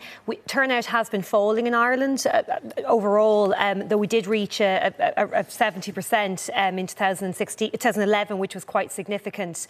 Of course, though, turnout, I'm sure Michael will also attest to this, the turnout figure we get is not accurate. The register, we have big problems with her register. We know that in rural areas registration is overestimated, is underestimated in the inner cities and in the commuter belt. Of course, people remember at the start of the campaign there was a big confusion around the timing of the register and who or who wasn't on the register. What's interesting about the turnout figure is that there was some hope that a Saturday election was going to bring up turnout. Personally, I wasn't overly optimistic. There is a lot of research done on this in Europe which shows where it's quite normal to vote at the weekend, usually on a Sunday, in some case on a Saturday and a Sunday. And actual fact, weekend voting, there's no real evidence to suggest it helps turn out one way or the other. I can also say that the spoil votes, 0.8% of votes were spoiled, which has got with that as well. OK, Michael, does an increase or a decrease in turnout make much difference to the result? The only caveat, I suppose, is that Sinn Féin vote does seem to have come out this time. I think sometimes it does and sometimes it doesn't. Looking at the exit poll this time and looking at the age distribution of party support, and this is one of the, it has been in recent years one of the stark differences between the parties is the age at which people vote for them. One can look at the distribution of people who actually vote and then say, well, what would it look like if it was the same as the distribution of people who were eligible to vote? Which is another way of saying, what would happen if everybody voted? Well, I looked at that, and it's on RTE online, so interested people can see the pictures. But startlingly enough, or not, if there'd been no age differences in turnout this time, the result would have been exactly what the result is. It didn't make any difference. And the reason it didn't make any difference to Sinn Féin in particular is that Sinn Féin's support is now much older than it was in 2016 or 2011. They're now appealing not just to those just out of school, but those that are thinking of taking out their second mortgage. I mean, getting up to middle-aged people are now voting for Sinn Féin in large numbers. They haven't made much inroads into old folk yet, but old folk, older than me anyway, don't tend to vote very much. So which is completely the opposite of the received wisdom? Well, let's say 65 to 75s vote, but 75s to 90s, it's a bit more of a struggle. In day like we had yesterday, certainly was a struggle. Best to stay at home. Claire, you noticed something about the Aontú vote. Yes, Aontú have got 1.9% of the first preference vote. In order to achieve state funding under the Electoral Act, you have to get 2% of the vote. So it means that it looks like as if, though they have representation, they have at least one seat at Padre Tobin, that they're actually not going to be eligible for state funding. That is actually the reverse of what happened in 2016, where Renua was eligible for 2%, was eligible for state funding, but didn't get any representation at all. Aontú themselves, they ran 26 candidates, so conceivably if they'd run a couple of extra, they would have gotten at that point 1%. Another thing I noticed is that Renua, although they were in receipt of state funding the last time, didn't run at least 30% women candidates. So it meant, hypothetically, if they had achieved 2% on Saturday, they would have had half of their state funding cut anyway. OK, I want to look at one slide, which is looking at the Sinn Féin transfer pattern. And this is obviously important, Michael, because there were so many Sinn Féin candidates elected with huge surpluses that there was votes to distribute. And we've looked about it a little bit at it earlier on. And what it shows is that it really was a left-wing vote, and it has benefited in particular solidarity, people before profit, and left-wing independence. Yes, I think those are very interesting, and they're particularly interesting because transfers usually are very muddy things. They've gone through lots of hands before we get to look at them. You know, they may have gone through several candidates. Most probably of the Sinn Féin transfers are nice and clean. They've come straight from a Sinn Féin surplus, and they've never been near anywhere else. So, you know, they do tell us a pretty clear story. And yes, by and large, it's a left-wing vote. We don't know much about those independents and others. Some of them might not be what we call left-wing. But it's very much not going to Fianna Fáil and not going to Fine Gael and not going to Labour, really, for that matter. Well, yes, I guess Labour are seen as others these days. But, yeah, Labour, Fine Gael, Fianna Fáil, they're not going there. But they're not going much to Social Democrats or Greens. I mean, they're apart from... I run out of names for Solidarity and all the rest of them. But apart from them, they're pretty well scattered, I think. OK. And one final point, Michael, you were saying there just during the break, the key feature of this election? I think people like me, academics who know nothing because we're stuffed away in ivory towers or even retired, we know nothing about what's going on. We don't knock on doors. We don't talk to the people. We might believe opinion polls, but they're rubbish anyway. Whereas the parties who've got their ears to the ground know everything. And it's striking in this election how appalling the parties were at their campaigns. Sinn Féin were hoping to hang on to their 22 seats, therefore dropped candidates, didn't nominate enough, and we'll finish up with, I don't know, 35, 36, 37 seats instead of 45, 46, 47, 50 seats. You know, that's brilliant. They really knew what was going on. Meanwhile, you have Fine Gael, who thought they were going to do very well and had candidates all over the place that they didn't need. Exactly the same with Fianna Fáil. And down at the Minnow end, as we just heard, Little Party might have run a few more candidates and got a big pay rise. But that's how it goes. We academics certainly know everything, but... well, you do in hindsight. Yeah, but politicians, it's nice to see they get it wrong too. OK. Thank you for that for the moment. Brian.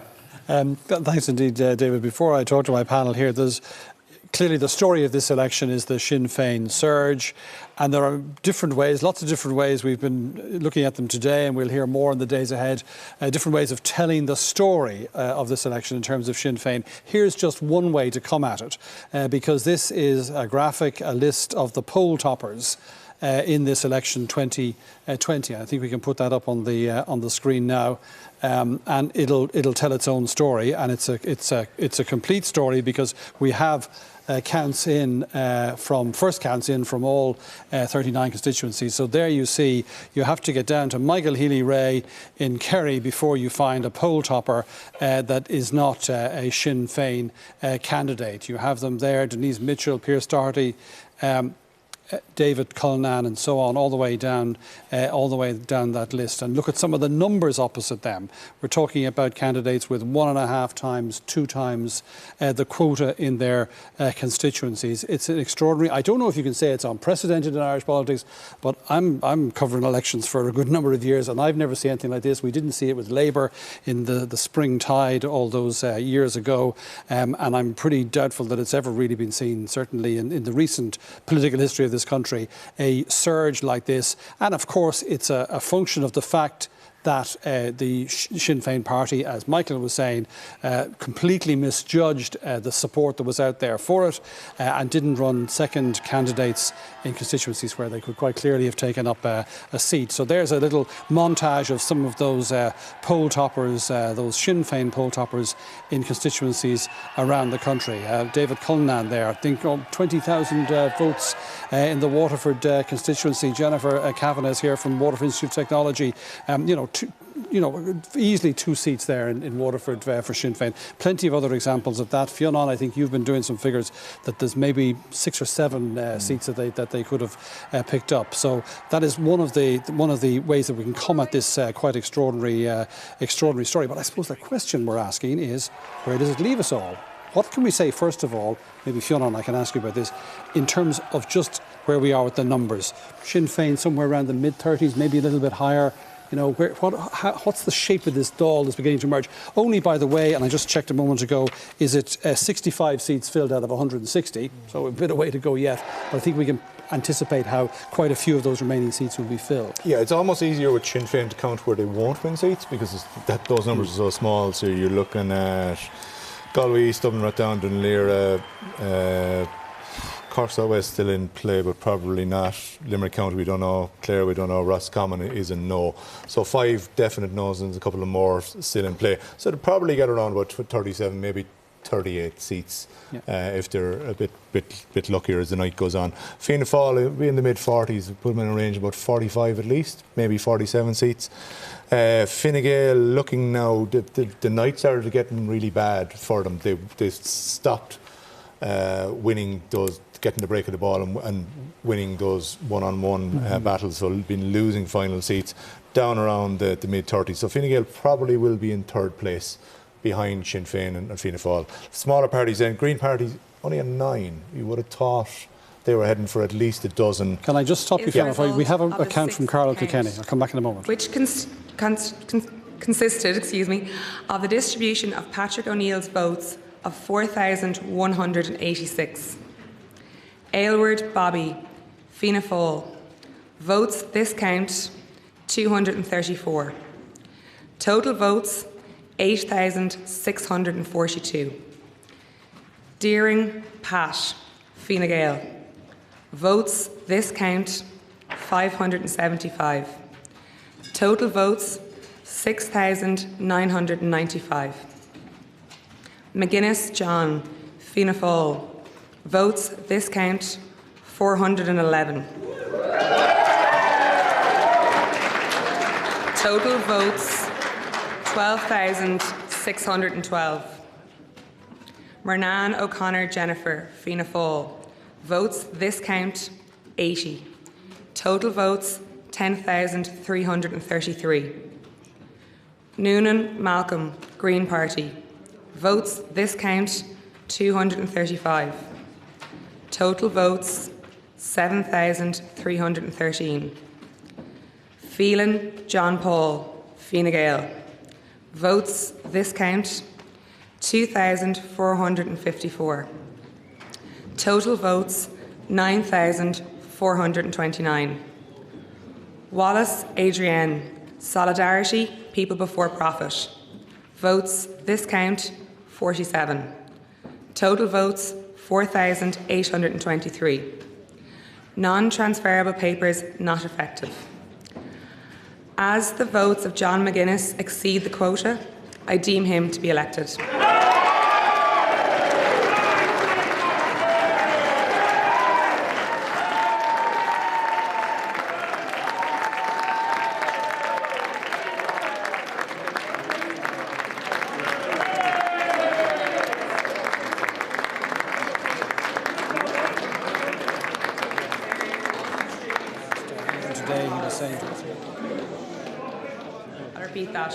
There is an undistributed surplus as follows. John McGuinness, 338 votes. The distribution of the available surplus could not materially affect the progress of the count because such distribution cannot elect a continuing candidate, save the lowest candidate from exclusion, or save the election expenses of the lowest candidate if it is not already saved. I will now proceed, therefore, to exclude the lowest candidate and distribute her votes. Adrienne Wallace, 4,823. We will do this tomorrow morning at 10 a.m. Thank you all very much. Okay, there you have another count being adjourned for the night, which by my reckoning takes it down to about I think 7 are still underway. Just Jennifer, we'll get the confirmation of that result in just a moment. But how do you think that leaves the lie of the land in Carlow Kilkenny? Well, Adrienne Wallace would be a Carlow candidate, so that would probably go strongly towards Pat Deering, who's more based over on that side geography-wise. Yeah. But with John McGuinness getting the vote he got, it was Kathleen Funchin's seat was supposed to be the one in difficulty. John McGuinness was always getting back in because not only is there a strong Fianna Fáil vote in Carlow Kilkenny, but people actually like the rebel in the Carlow Kilkenny constituency. Right. I mean, Pat Deering, Gary, certainly there was concern about him, I think, in Fine Gael. No, you're shaking your head. Fianna Fáil are going to win three seats. Fine Gael, like John Paul Phelan, is too far ahead of Deering. He's going to win the seat. And Kathleen Funchion has been elected. So this is a very good result for Fianna Fáil on what has been a pretty poor day for them overall. Although they'll come back with much the same seats as they had going out, which is about, I think, 47, as Fionn says. But they're going to win 3 seats out of 5. So this is a good result for them. I don't see there's any way. Do you? No, I don't think it's so. by winning the Battle of Carlow. Exactly. There's one seat in Carlow. You win that, it puts you in prime position. Then they just held their own on the other side. Let's then talk, because we were talking about the bigger picture. You were running through some of the numbers, and you add up what we think Sinn Féin will get with what we think Fianna Fáil will get, and you get to around 80. Maybe you're not over the line. I think. 82 if it's at the upper end. At the upper end now. We have a long way to go. So, but whether it's a bit below 80 or over, certainly if it's over 80, then I suppose the opportunity is very clearly presented. If it's under, well, there are options in terms of government formation. There's always the opportunity, Brian. Supposing they did just get around the 80, I think they'll get about 82. There's always a few independents available to do a deal with. So you could have a secure enough majority. The problem will be, of course, if they do decide to go ahead with it, both parties, selling it to a national conference to give them the go-ahead to go into a coalition. I think what's going to happen here, actually, is that Fine Gael will stand back a little for the moment. They leave it to Fianna Fáil. Fine Gael may then decide to trap Fianna Fáil and say, look, you were like us, you said you wouldn't go in with Sinn Féin, so we're now offering you a grand coalition. In which case, of course, Fianna Fáil is trapped because they also said they wouldn't go in with Fine Gael. So Micheál Martin is walking on eggshells. They're caught either way. I mean, before we get to that point, Mary Lou McDonald will go into the Dáil in 2 weeks' time. She will be nominated for Taoiseach with the largest popular vote. She may have secured some of those other smaller parties to back her. So then she has the largest number of TDs voting to make her Taoiseach. Then she goes to the next phase, which is talks with Fianna Fáil, where she's got the popular vote and the most TDs behind her. And do Fine Gael, having come third in seats and third in percentage of the vote, want to go? I have another count. Sorry, Gary, I beg your pardon. This is from Limerick County. Which consisted of the distribution of Patrick O'Donovan's surplus of 4,029 votes. Shane O'Callagh, Sinn Féin, plus 376,376. To give a total of 8,955. 8,955. Richard O'Donoghue, non-party, plus 1,733.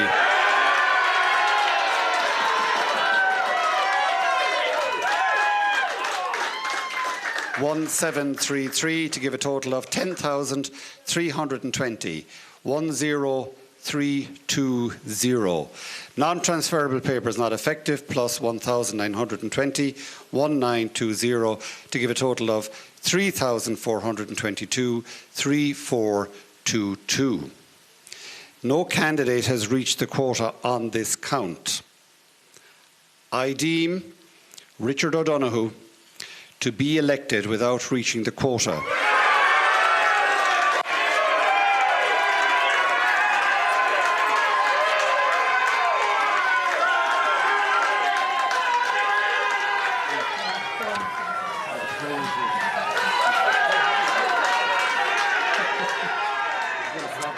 Okay, great celebrations there as Richard O'Donoghue is elected. Sinead O'Carroll, you know who Richard O'Donoghue is. Tell us about him. Former Fianna Fáil and is now an independent. He was elected to the local council as an independent in the locals in May. So is probably seen as probably a Fianna Fáil seat down there, or a known entity, I guess, rather than a true independent. Okay, so but that's another Fine Gael loss there, and we were looking at Carlow Kilkenny a few minutes ago. That looks like another Fine Gael loss. So as Fionn Sheahan, I think, was saying on the other panel, things are starting to turn a little as the counts go on against Fine Gael. These are the seats that are beginning to tumble. Okay, we're going to take a quick break. We'll be back with more coverage from election 2020 after this.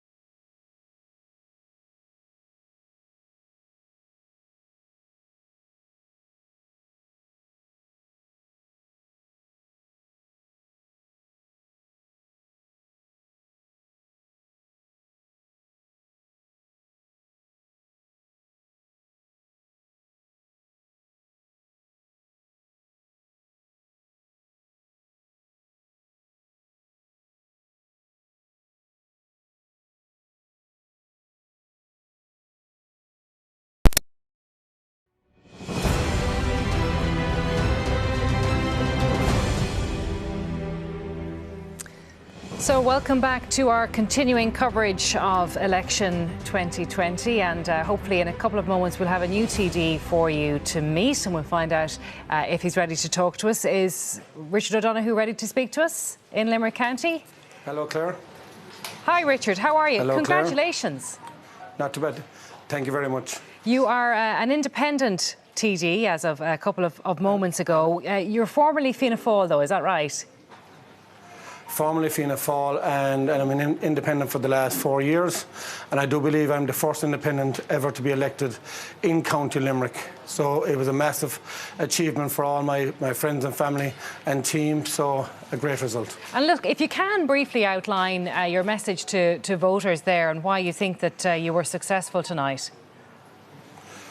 We were successful because we're on the ground, we work with people on the ground, and we work with all parties and none.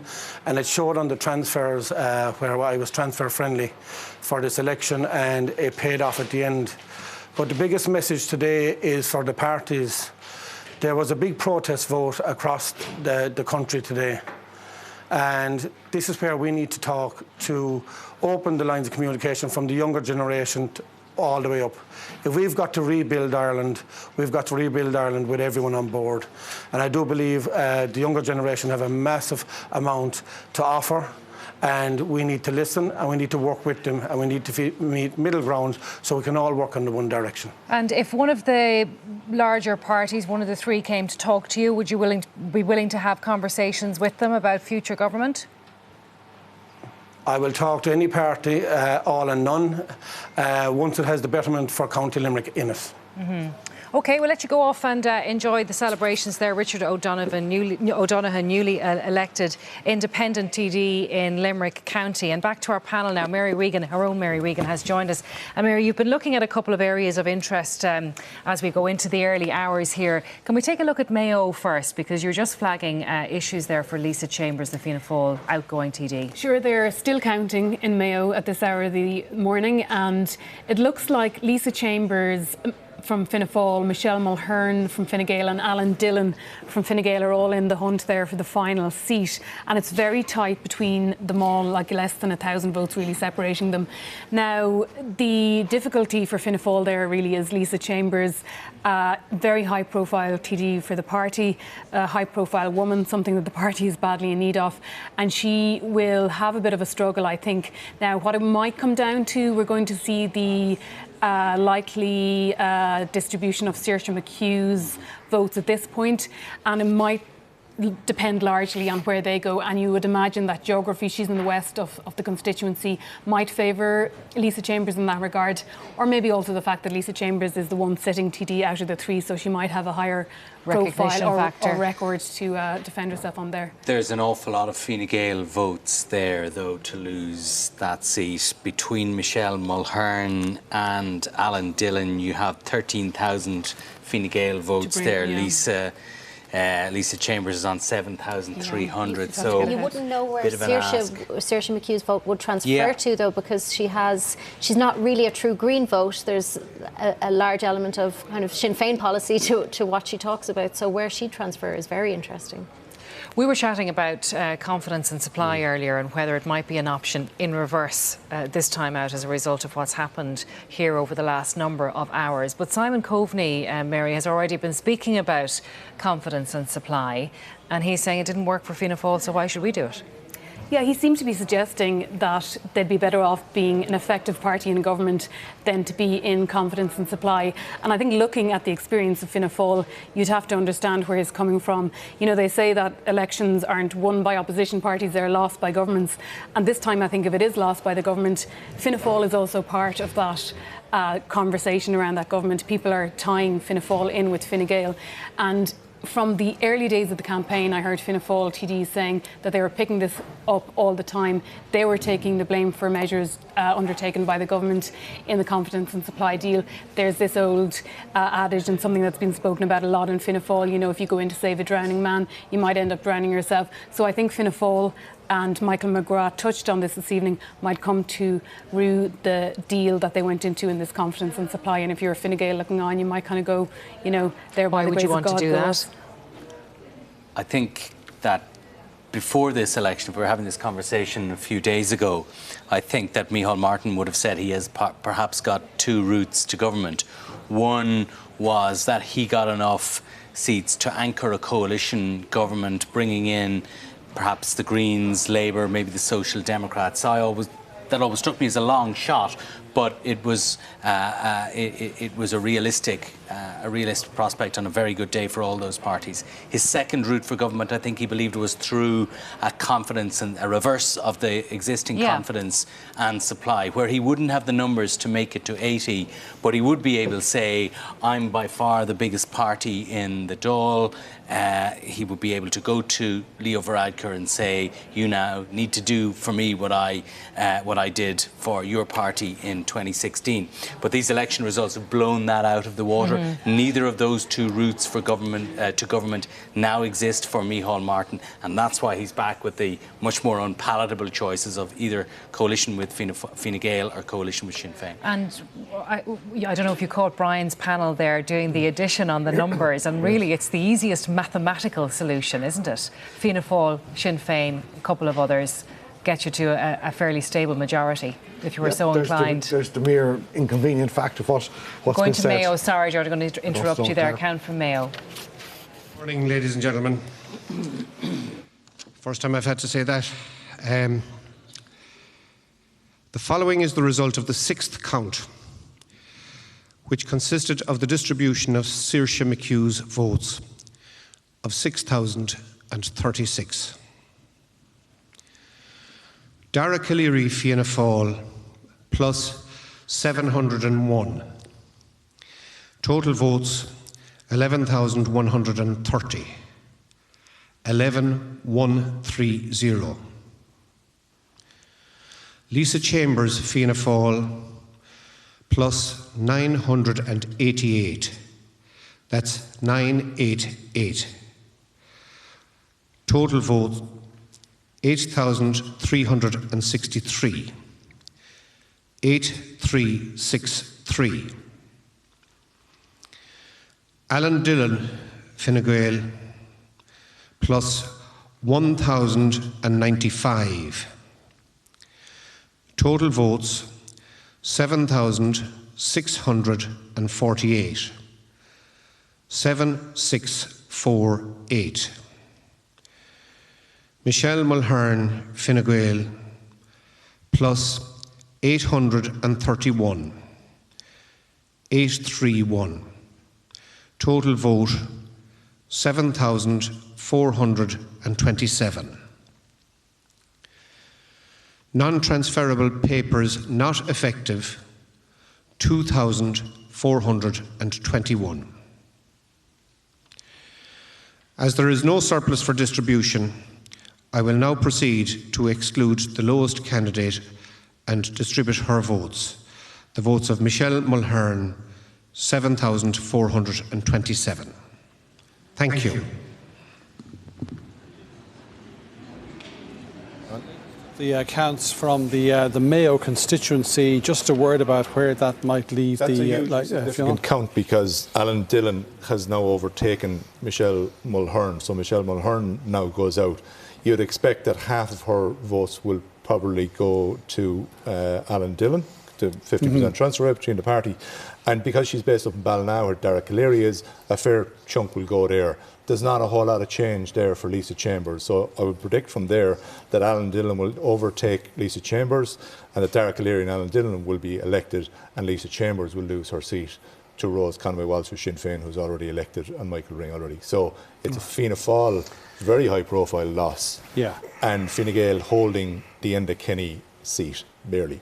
Right. Okay. There's nobody's particularly arguing with that at this stage. Except that this is a big loss to Fianna Fáil. Lisa Chambers, I know she had controversy over the voting, but she was the acceptable face, I suppose you could say, of the modern Fianna Fáil front bench, which is why they put her out front of press conferences very early on. Well, Brexit spokesperson. I mean, Brexit spokesperson. She's a front bencher gone. Well, and Brexit, as we know, it wasn't a winning strategy for Fine Gael, and it certainly wasn't a winning strategy for Lisa here, who will be certainly, I think, a loss to not only to Fianna Fáil but to the Dáil itself. So we see there's a pattern here where we're seeing hits. It varies from constituency to constituency, but setbacks, losses, or failures maybe to gain seats for both Fianna Fáil and Fine Gael across the board here, don't we? I mean, this is that one. Rose Conway Walsh had a half a quota in the last election. She was going as the last week was going on. She was going to get elected. The only question was who would lose out, and Fine Gael piled in the resources into Alan Dillon. Enda Kenny himself was out frequently over the last number of weeks. His wife Fionnuala was out frequently. They had teams of 80, 90 canvassers out for him. They pulled out every last stop, and it's worked. And you had Fianna Fáil's deputy leader, Darragh Caleary, so that's a very poor result for him. But he managed to vote as best he can. But no party just weren't there for but neither of those parties can ignore Castlebar. I mean, that's the big population centre in Mayo, and you need to have a presence there. And that was where the contest, I suppose, was going to be at its sharpest, wasn't it? And besides parties, it's always a pity to see a good, strong woman in politics lose. But they've actually lost, Fine Gael have lost a fifth of their vote up there because Enda Kenny's gone and they've still held on to the seat. But the Fianna Fáil's problem was they took seat 2 at the last election after only 27% of the vote. So it just didn't add up that they could hold on to the 2 seats once Sinn Féin was coming on. It's not so long ago since Fine Gael won 4 seats out of 5 in Mayo. Indeed. So now they're doing well to hold 2 out of 4, which I think is symptomatic of the decline in the Fine Gael vote since they've been in government. Lisa Chambers won the seat at the last election because Enda Kenny called people in Castlebar whingers a week before the election. And before that, she wasn't at the races. She won that seat. Fine Gael should have taken 3 out of 4. But she would have hoped, Fianna Fáil would have hoped that after a term in the Dáil, with the profile she has, and as you say, representing that modern young face of Fianna Fáil, that she would have been a candidate that could have been returned again. But you are in the Fine Gael stronghold of all strongholds, where you can even afford a massive drop in your vote. They're down 20% of their vote, and they still have enough to get 2 seats across the line.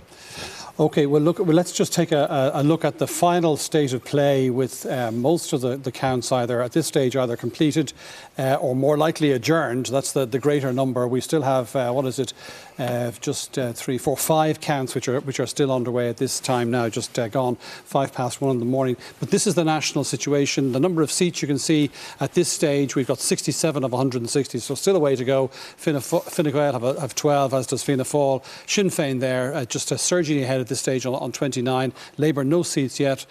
Solidarity People Before Profit on 2. The Greens on 4. Social Democrats 1. Antu 1. Independent 6. And no others just at this stage. This is the share of the vote, and this is the final first preference share of the vote from the 39 constituencies. And Sinn Féin way clearly ahead there on 24.5%, with Fianna Fáil bringing up the rear on 22.2 and Fine Gael on 20.9. But as we know, that is not going to be the pattern we'll see when the seats are finally distributed. Labour down there on 4.4 and so on. The Greens, let's just draw attention briefly to them on 7.1, a good result for the Greens, and will deliver them, I'm sure, more seats by the end of this process.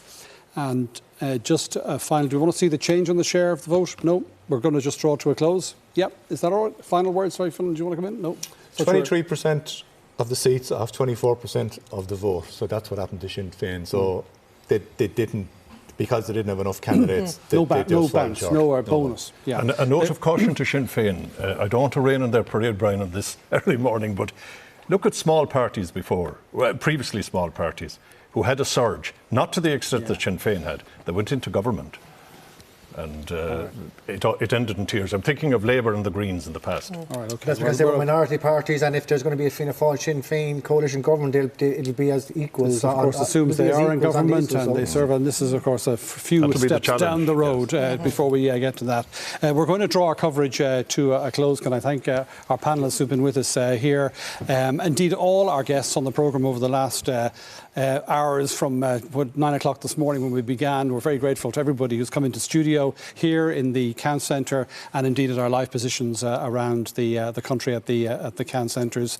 From David and from Claire and from Miriam, myself, and indeed from all the team, we appreciate you being with us and watching our programme. We hope you've found it as intriguing as we have. Just to say, we'll be back at 10 o'clock tomorrow morning with continuing television coverage of this election count.